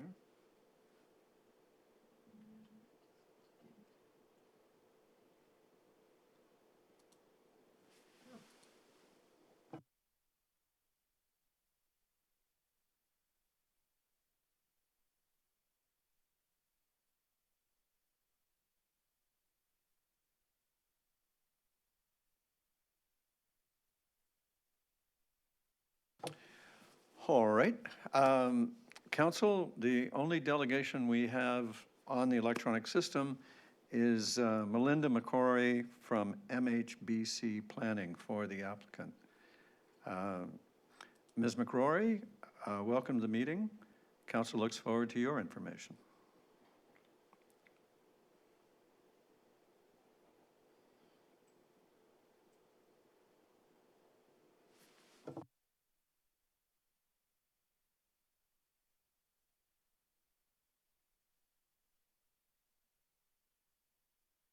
Hello there, can you hear me? Yes, we can. Okay, thank you very much. Please go ahead, and before you begin, I'll just mention to council that we found the Virgos and they'll be up next. Great. So thank you, and I do have a presentation here if I could ask the clerk to cue it up. Thank you very much. All right, so good evening to everybody, and thank you for the opportunity to speak this evening, first of all. And perhaps some of you may know us or remember us as the family with young children immediately across from the site, immediately across from the proposed driveway of this prospective development. We have very real and significant concerns about the impact of this proposal, which we had spoke to at length at the September 8th meeting. Regrettably, my wife is not able to join me tonight as she's finishing up bedtime routines with our 2 young daughters. Our oldest is nearly 4 and our youngest is just 10 months. And I offer this detail as just one example of how the narrow windows for community engagement on this application, as it dawns on us that many voices are missing from these important discussions. From our conversations with neighbors in the surrounding community, it is abundantly clear to us that many people, many families are concerned about this development. However, some are lacking the time or resources to attend hours-long meetings like this and to make their voices heard. And more concerning, some residents are not even aware of this meeting. We understand that notice of the meeting was provided only to those who have actively participated in the application process. But I digress and will now return to the matter at hand if I can ask to advance to the next slide. As everyone following this matter is aware, the applicant proposes to build a high-density 6-story retirement residence at the site of 152 Wilson Street. The applicant is requesting rezoning of the land to accommodate changes to the usage and increase the permitted building height, a significant departure from the current community use zoning for the land and the current applicable building requirements otherwise prescribed in the livable Oakville plan that would cap the building height at 4 stories. This huge building not only contravenes the prescribed criteria for developments on Kerr Street with its Main Street 1 designation, but it will have important and negative impacts for the low-density residential homes located to the east. The proposal is immediately across from the street from long-standing 1- and 2-story homes and a thriving community that will bear the brunt of traffic, noise, construction disturbances from this development, and not to mention the aesthetic considerations if we are to live in the shadow of this overdevelopment. There is zero transition between this high-density development and the immediately adjacent single-family homes. And this is a factor that should weigh heavily in the analysis and consideration by planning and ultimately into a decision by council. We have made inquiries to planning and are not pointed to any relevant precedents where new developments of this scale are permitted right next to low-density homes without a meaningful buffer of green space. If permitted here, this would appear to set a clear precedent, and we would expect that the town ought to brace for a flood of similar development applications. The building height and massing is clearly inappropriate given the proximity to family homes, and it should be scaled back to accommodate the community context. Other than the density and the building height, let's talk about a major issue, traffic. This is a quality of life issue. This is a safety issue, and it's one that keeps me up at night as a father. Incredibly, the applicant proposes that driveways and parking access for this development off Wilson Street, the only residential street adjoining the site. A quiet 2-lane street that includes families with young children. This project will generate significant traffic on Wilson Street and Head Street, with vehicles coming and going at all hours. The proposal includes 110 parking spaces, apparently half are for staff, driving a torrent of turning traffic on our street during shift changes.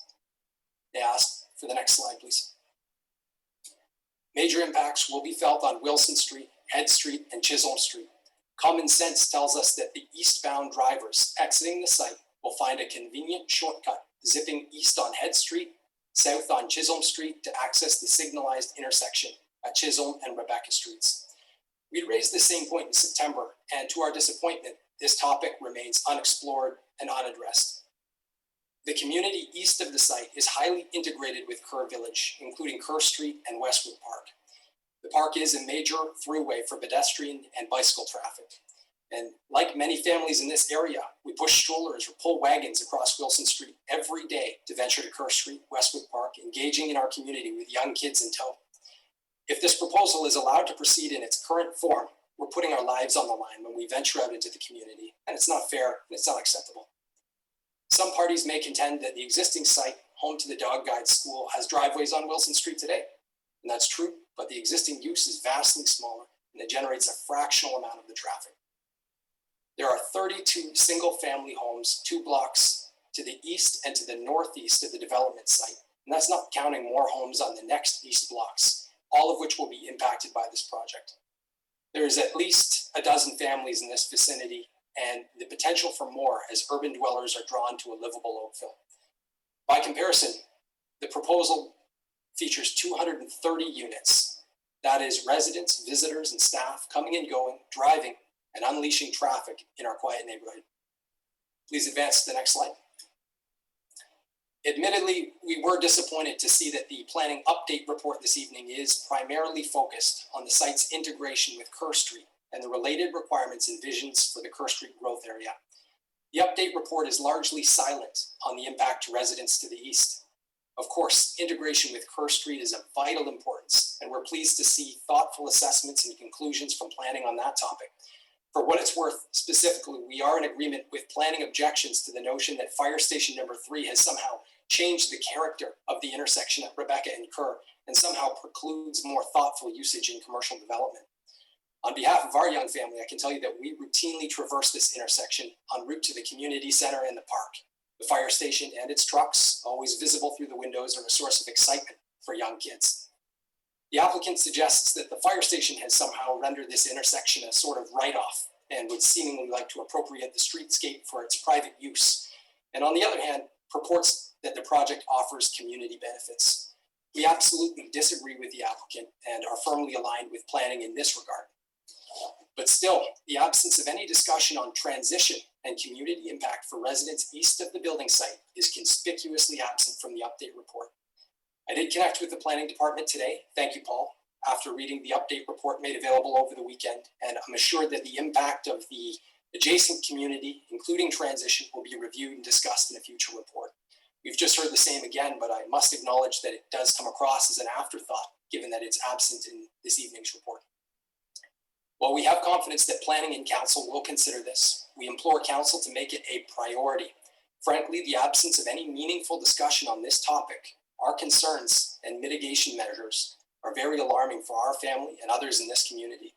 Indeed, we are concerned that our voices are not heard, or worse yet, ignored outright in a discussion and decision-making process that will impact the fabric of our community for decades to come.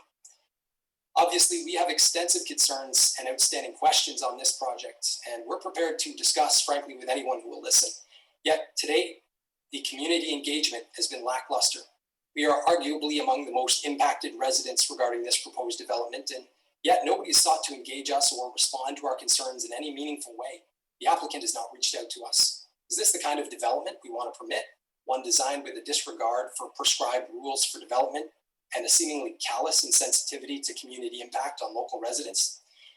As I near the end of my remarks, I would like to pose two key questions for councils, and there are items to keep in mind as deliberations on the application continue.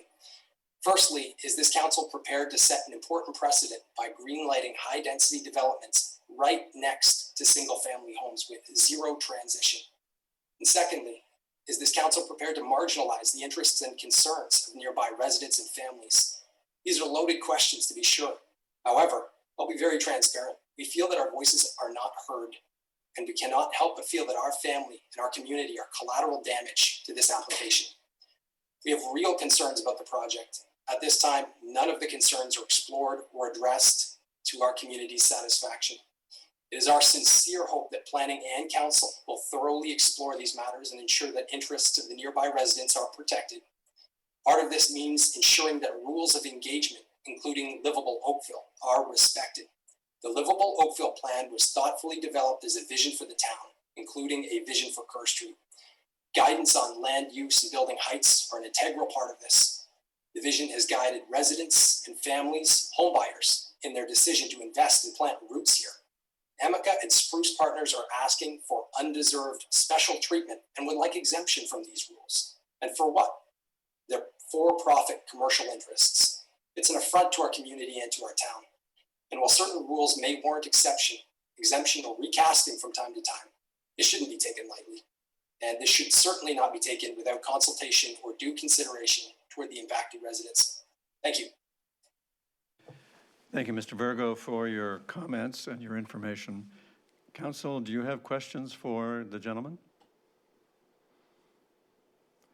Thank you, sir, for your time and your information. Madam Clerk, the next delegation. The next delegation is Melinda McRory from MHBC Planning. Ms. McRory, welcome. Council looks forward to your information.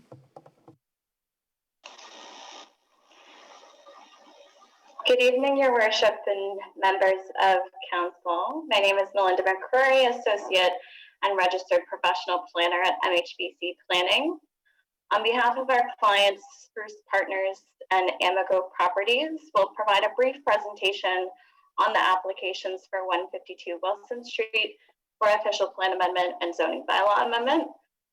The staff report provided and Paul's presentation included a summary and overview of the revised proposal. So I'll just be focusing more specifically on the revisions made to the proposal to address comments received from the public and staff as part of the review process.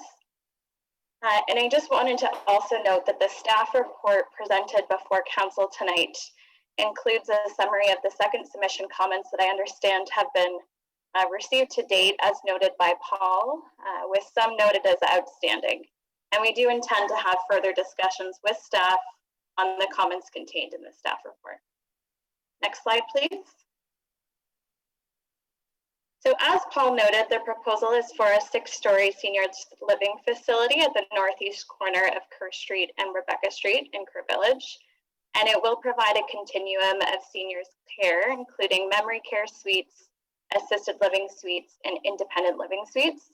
And all suites will be rental and tenure. Here is a visual comparison of the first submission and second submission site plan. And I'll now walk you through some of the design revisions made. Next slide, please. The main revisions to the site plan are noted here. To address staff concern with animation of Kerr Street, there has been an increase to the bistro area presence along Kerr Street to assist in further animation of the streetscape. The bistro occupies a minimum of 65% of the ground floor along Kerr Street with 12 permanent tables and 48 permanent chairs proposed as part of the outdoor patio. Additional connectivity from within the building along Kerr Street has also been added, including the elimination of the retaining wall along Kerr Street, allowing for better and more animation along the Kerr Street frontage and a significant increase to the ground floor at-grade access. Next slide, please. There is also increased landscaping along the northern portion of the Kerr Street frontage, not occupied by at-grade access, to facilitate a strong landscape connection to Westwood Park to the north of the subject lands. Landscaping has been designed to mimic the landscaped entrance designed to Westwood Park to the north to provide a consistent streetscape from a landscaping perspective. Next slide, please. And a direct pedestrian connection has been added to facilitate a stronger connection to the Kerr Street, Rebecca Street intersection where the bus terminal is located. We also just wanted to note that an entrance also does exist at Kerr Street and Rebecca Street at the corner where the bistro is. However, the main entrance is located directly north of the red box here at Wilson and Rebecca. So this additional connection is proposed to facilitate easier access to the main building entrance from Kerr Street as well. Next slide, please. So here's just a comparison of the first submission floor plan and the second submission floor plan. So previously, as I noted, there was a smaller bistro component with the majority of its frontage directed to Rebecca Street, which is shown on the left-hand side of the screen. And now the bistro has been relocated and has been increased in size to occupy more of the Kerr Street frontage, as you'll see on the right-hand side of the screen. Next slide, please. The bistro has been relocated and now has a total area of 310 square meters, with outdoor seating occupying 225 square meters. This is shown through the permeable pavers that will tie into the sidewalk. The relocation of amenities on the ground floor has also occurred just to accommodate the revised layout with the at-grade bistro access along Kerr Street. Next slide, please. Here is a visual comparison, as also shown by Paul, of the first submission and second submission building renderings at the intersection of Kerr Street and Rebecca Street. So this demonstrates the increased area for at-grade access, permeable pavers, and the patio area to animate the Kerr Street frontage. Revisions, as also noted by Paul, to incorporate a 3-story articulation with the addition of a new step back to the main building. And there's also been revisions to the elevation designed to incorporate an undulating main wall given the appearance of storefront size bays that better mimic and speak to the surrounding Kerr Village retail frontage. Next slide, please. Here is an additional view of the Kerr Street frontage showing additional landscaping and the outdoor seating area proposed. Next slide, please. So the main revisions, as noted, are just summarized here. So I won't go through those again. Next slide, please. So in terms of the summary of the design revisions and how they conform to the policy context, the Kerr Street frontage incorporates a high degree of transparency on the ground floor through the addition of an extensive outdoor bistro area with at-grade access that is designed with windows along the entire Kerr Street frontage to maintain a high degree of transparency. It provides a primary entrance facing Kerr Street, which provides access to the bistro. And it provides a community use on the ground floor in the form of a bistro that serves the retirement home and visitors, and is also in keeping with the traditional commercial use due to its design with at-grade access, a significant amount of windows to ensure transparency, permanent outdoor seating, and accessibility to the public in order to maintain and enhance a pedestrian-oriented Main Street section. In terms of the Rebecca Street frontage, it incorporates a high degree of transparency as well, provides a pedestrian connection to the principal entrance, and provides ground floor amenity along the entire frontage as well. As noted here and as noted in our resubmission materials and as discussed with staff, traditional at-grade retail from our client's perspective is problematic at this location for a number of reasons, and most primarily due to the fire hall use and fire truck turning radius prohibiting east side parking, as well as loading and unloading conflicts, as noted in our transportation addendum submitted with the second submission. And as discussed with staff, our client feels strongly that retail will not work on this site based on this matter, as well as their own retail market analysis. It is our opinion from a design perspective that the proposal represents a significant improvement from the existing condition with no at-grade access, as seen with the current dog guides building. The outdoor area will be accessible to the public with permanent seating. And I also just wanted to note that with respect to community input received as part of the process, there was community support and support from the local BIA for no retail at this location. Comments were also received from the public on the concerns with the parking breakdown and traffic considerations, as noted by Mr. Virgo, which I will discuss in a couple of slides as well. Next slide, please. Stepbacks were originally just at the 4th floor for the Kerr Street and Wilson Street frontage, and additional stepbacks have been incorporated, as shown here, to address comments received from public and staff. Next slide, please. As part of the statutory public meeting, we received a request to show the breakdown of resident, visitor, and staff parking on site. And that breakdown was provided in our transportation addendum. So as noted here, approximately 50%, so 55 out of the 110 parking spaces are for staff, 10% for visitors, so 10 out of 110 spaces for residents, and 40%, 45 out of 110 is expected to be available for visitors. Through further discussions with staff, they have requested, as Paul noted, additional information for proxy sites.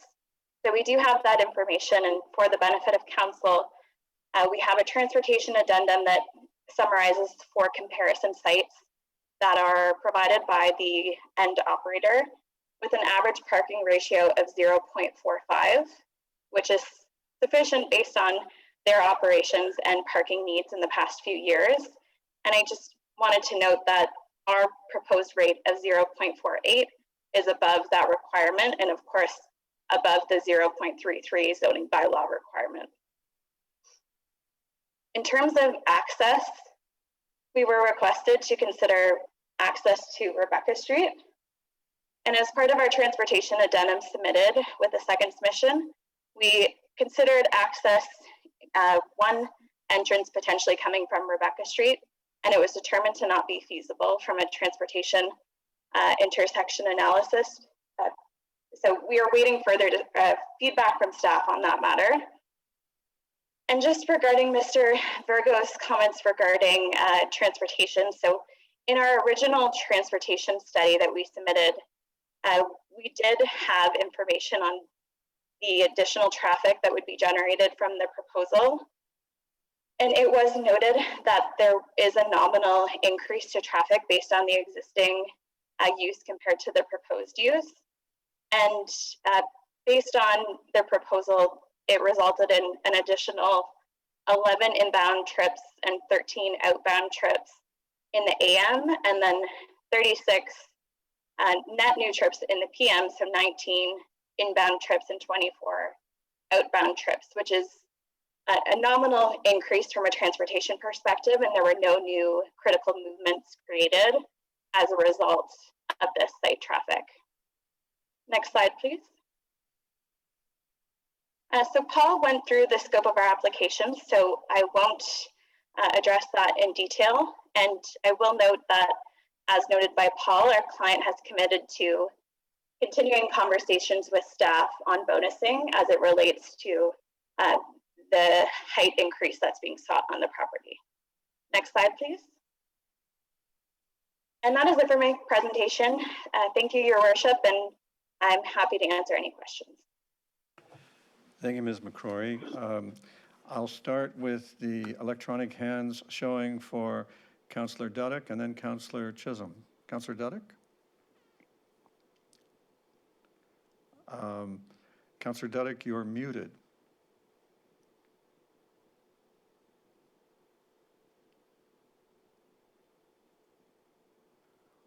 Councillor Chisholm, I believe she's signaling that you. Sorry, No? I Sorry. thought I'd taken it off mute. I apologize, Your Worship. I was just saying that I'd had my hand up for the questions after the delegations, but not this delegation. I apologize. All right. Well, we are after, there's no more delegations? No. But we do need a motion to go past 10:30. Oh, yeah. It being 10:20, we need a motion to go past the hour. Councillor Duddeck, thank you. Please raise your hands to show your objection to the motion. Madam Clerk, it's close, but going past the hour passes. Thank you, Councillor O'Meara. So now, Councillor Duddeck, Councillor Chisholm, we're there. Whoever wants to go first. Thank you. Thank you very much, Your Worship. I really appreciate the work that's gone into this thus far, and appreciate Mr. Virgo being patient enough to stay with us to this late hour, and I can appreciate it's difficult, so I wanted to acknowledge that.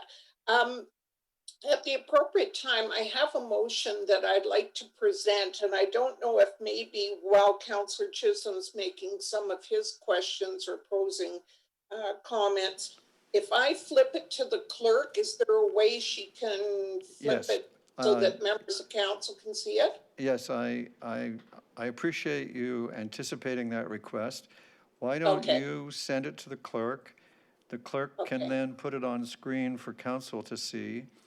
And Councillor Chisholm, would you like to ask any questions now while we wait for the electronic transfer to occur?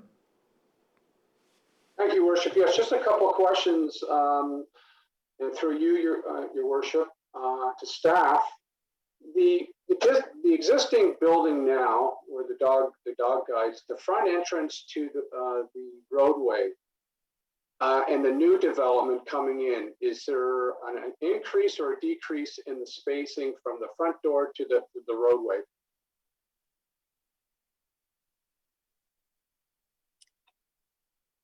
Through you, Your Worship, to Councillor Chisholm, I think you're referring to the setback between the building and Wilson Street. Is that correct? That's correct. So in terms of the main wall of the proposed building, it's around the same location as the existing building. However, there is an extension of the building towards Wilson Street where the waste management features would be kept, and that extends into that yard closer to Wilson Street. And I take Mr. Virgo's comments with respect to transition, and I can totally appreciate what he's saying with the transition.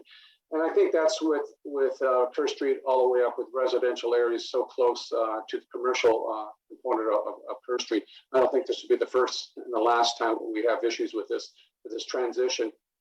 Could be consideration to look at some type of I don't know, like berming or whatever, but the landscaping to satisfy the residents on Wilson Street with a transition that would be acceptable for the owner builders and the residents, something that they could have some dialogue on that. The other thing too, is there any consideration? I know this was brought up, and I'm just revisiting this, and I would like to have a clear explanation on the loading in the garbage area. If that cannot be moved to the front on Kerr Street rather than Wilson, that seems to be an issue. And the other thing is, of course, is parking, and those three streets, Bondhead and Wilson, are a challenge. So I think those are three, I guess, pinch points that we need to look at in a serious discussion with the residents and the developer with respect to that. That's all I have at this point in time, Your Worship. Thank you. Mr. Barrett, you've got 3 questions. I wrote them down in case you didn't. You want to go? Absolutely. Through you, Your Worship, to Councillor Chisholm, in terms of transitions of building height, that is something that staff are reviewing through this development application, and specifically replying the Kerr Street urban design guidelines, which speak to angular planes and stepping back of buildings and separation distance from residential areas. So this is an issue. It's something that has been looked at, and staff are applying the council adopted urban design guidelines and also the policies within the Livable Oakville plan. In terms of the potential for landscaping along the Wilson Street frontage, that is something we can look at through this development application, absolutely. And as noted in the staff report, the design of the building still requires some refinement in staff's opinion, at least. So what council may see in the recommendation report may be slightly different, and the transition and the policies within the Livable Oakville plan and the guidance through the Kerr Street urban design policies will be fully explained as part of the recommendation report. In terms of the loading and unloading, the second question, that will be addressed in the recommendation report too. I would draw your attention though to the Livable Oakville policy, which I reference in the staff report. That's section 23.4.1C, Roman numeral 2, regarding restrictions on access to parking and servicing areas along Kerr Street. So there's direction in the Livable Oakville plan and the design guidelines for Kerr Street specifically as well, which discourage loading, unloading, service areas, and parking access from Kerr Street. And the intent of those policies is to provide for a contiguous Main Street environment and minimize conflicts between vehicles, garbage trucks, etc., in that Main Street district. And in terms of your last question regarding parking, that is something that will be addressed in the recommendation report. And to the applicant's credit, there's been substantial progress made since council has last seen this application on that front, and there's a greater understanding of not only what the zoning bylaw parking requirements are, but how this development on a site-specific basis will function and what the parking needs for this development are. And we do need to see a little bit more information from the applicant in terms of proxy sites, but that will be fully addressed as part of the recommendation report. Thanks, Paul. The only comment I'll make is that unfortunately, with the Kerr Street growth area and what the design is, it's unfortunate it's on the backs of the residential area now with respect to this. So it's nice for Kerr Street, but it's not very good for our residents across the street. Thank you. Thank you, Councillor Chisholm. Councillor Dudek. So we have your motion. It's on the screen. Would you like to read it and speak to it? I see it's moved by you and Councillor Chisholm. So each of you can take a turn. Collectively, the two of us, even though we realize only one of us can move it. So, but I just wanted to let you know this is in working together to come to this. And also running this past staff so that they are also comfortable with the wording of the motion going forward. One, that the report entitled Update Report Official Plan Amendment and Zoning Bylaw Amendment, Amico Properties Incorporated and Spruce Partners Incorporated, 152 Wilson Street, file number 0PA 1615.12 and Z 1615.12 be received. 2, that comments from the public with respect to official plan amendment and zoning bylaw amendment, file number OPA 1615.12 and Z 1615.12 be received. And 3, that staff be directed to prepare an official plan amendment and zoning bylaw amendment which permits the proposed retirement home, including at-grade uses, where associated with the retirement home, and as generally identified in the updated plans provided in the report from Planning Services dated March 30th, 2021, and 4, that staff bring back a report upon satisfactory resolution of the outstanding planning and design matters that are generally outlined in the Planning Services March 30th, 2021 report, and specifically addressing appropriate transition to the established neighborhood to the east, that would be Wilson, and improved articulation of the westerly building facade. The applicant has made considerable revisions to the original application that they submitted. And I'd like to speak a bit about this issue of the Kerr Street frontage, if I might.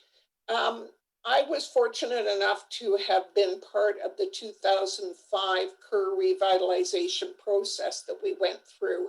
And when that passed, there was various components of that revitalization report that was identified. One of them was the continuous animation of a streetscape along Kerr Street. I don't agree that the implementation or introduction of retail is appropriate on this stretch of property going along Kerr Street across from the fire hall. It is not the sole reason, but it is a considerable factor when you look at no parking in front of these retail.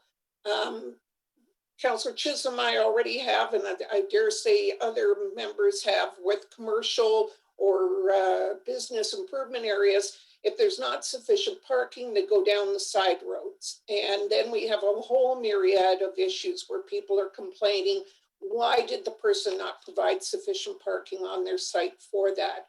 And the loading and unloading of issues, we've already seen how that can be an issue in downtown Oakville and stopping traffic. So I'm satisfied with the animation that they provided, and having heard from our planning staff way back when they expressed concern that we may be faced with a continuous brick wall, and the fact the applicant has come back with this bistro that is going to incorporate both the public and the private use, which is quite rare. But I still think there's more tweaking that can take place there. And I appreciate our planning department's willingness to work with the applicant to find a good place to land so that we can put something forward to support. And I do want to draw attention to the fact that both Councillor Chisholm and I have identified the appropriate transitioning to the established neighborhood in this motion, that it is a factor. And again, they've made steps to improve by the 3-story, which is the existing height that is there currently. But there are other factors at play, and those were identified tonight through Mr. Virgo and from comments received prior to that. So as I say, I feel quite comfortable moving this, as does Councillor Chisholm, and we look forward to the applicant and our planning staff working together to address those issues. Thank you, Councillor Dudek. Councillor Chisholm, do you have anything to add? All righty. Sometimes it's Councillor Knoll. I see your electronic hand waving. Thank you. I wish it was animated so it would wave, but anyway, I just wanted to thank Councillor Dudek and Councillor Chisholm for this motion, as well as for the work that they've done in this application. I was one of the folks that was very concerned about the treatment of Kerr Street, and I think this has come light years from the original proposal, and I want to thank everybody involved in getting us this point. I think the resolution in front of us really provides the perfect balance to get us to advance this project, but to acknowledge that there's still work to be done. I think the bistro is a wonderful addition to Kerr Street, and I think that that will work out really well. I am going to support this motion, and once again thank my colleagues for their leadership on this matter, and I'll be watching, always watching.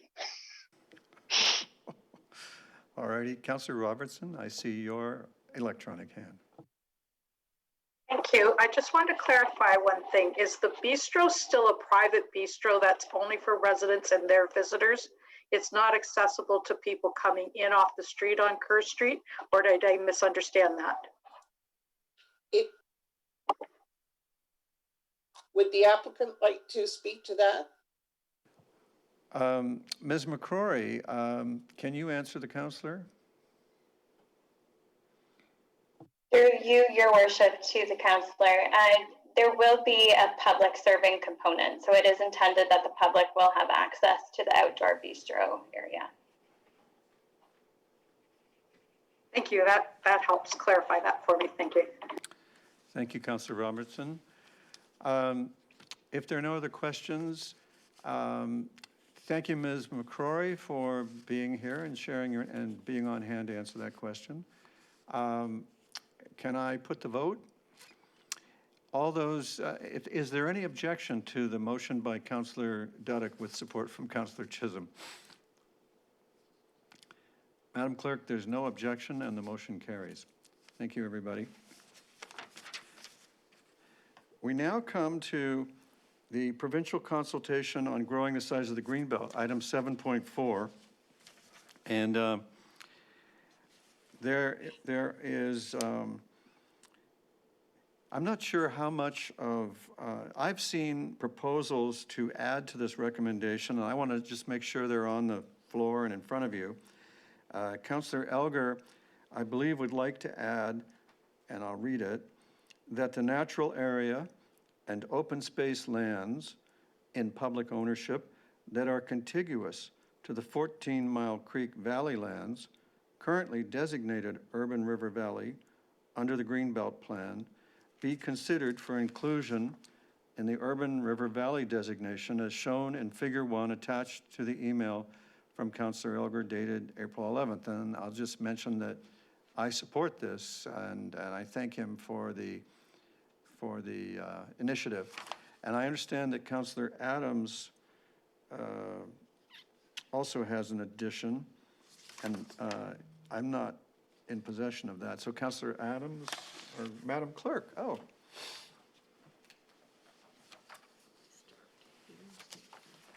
And does council have this? I believe Councillor Adams sent it to them.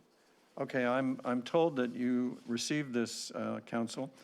And so his addition is that the natural area and open space lands in public ownership that are contiguous to the Joshua Creek Valley lands nominated for inclusion in the urban, I think means be nominated, for inclusion in the Urban River Valley designation under the Greenbelt Plan in the report titled Provincial Consultation on Growing the Size of the Greenbelt, dated April 6, 2021, also be considered for inclusion in the Urban River Valley designation.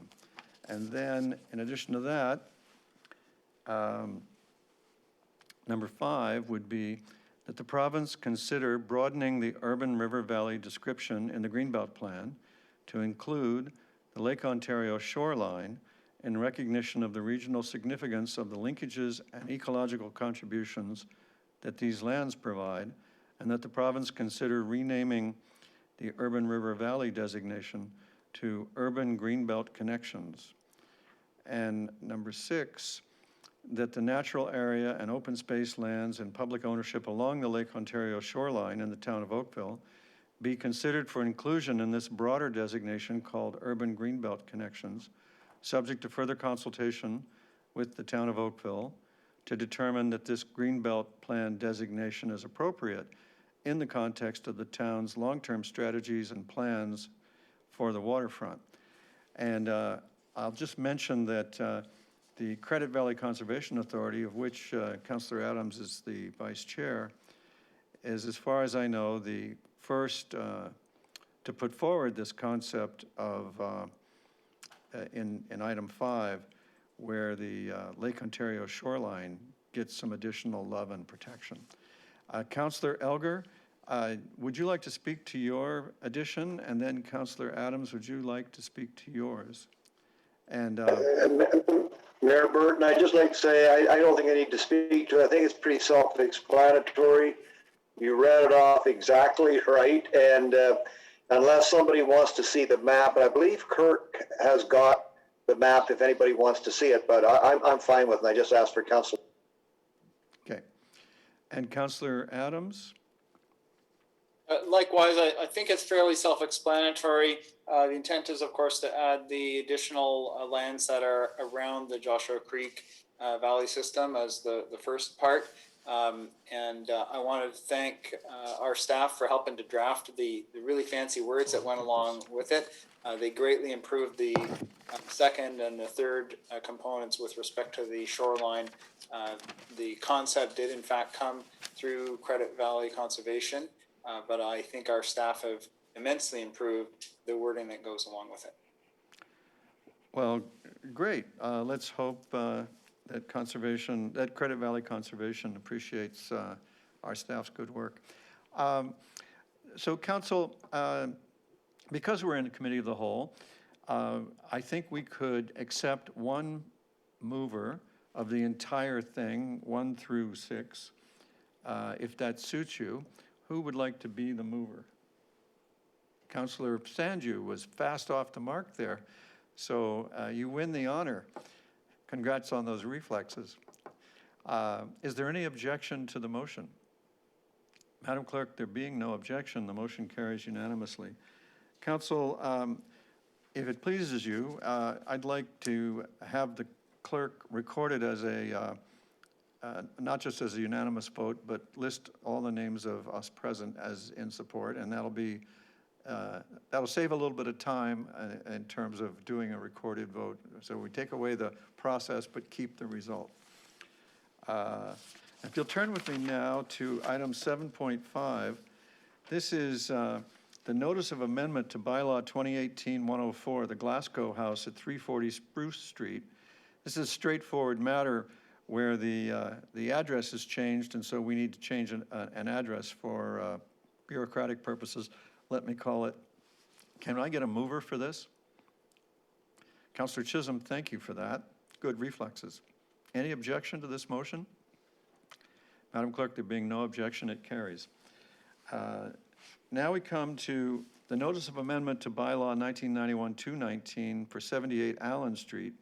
This is a similar exercise to the previous one, and it's the report makes it perfectly clear. Who wants to move this? Councillor Giddings, good reflexes. Any objection to the motion? Madam Clerk, there's no objection and it carries. Now, there is a confidential discussion item concerning 170 North Service Road West.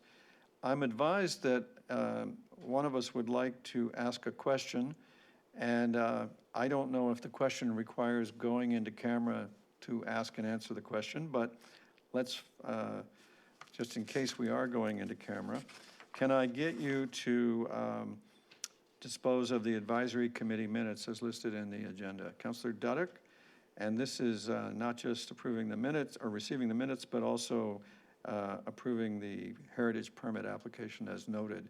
Any objection to Councillor Duddick's motion? Madam Clerk, seeing no objection, that's carried. Councillor Elgar, do I understand that you'd like to go into camera on item 8.1?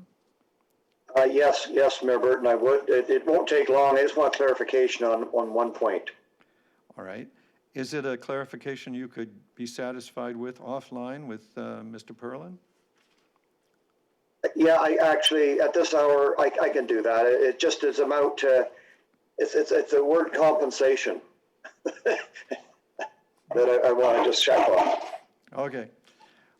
Thank you for that courtesy. Could I have a mover for item 8.1 then? Councillor Dudek, good reflexes. Any objection to the motion?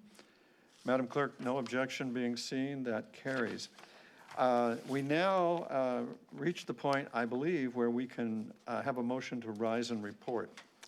Councillor Lischina, the reflex game was won there. Is there any objection to the motion? Madam Clerk, there's no objection, and the motion carries.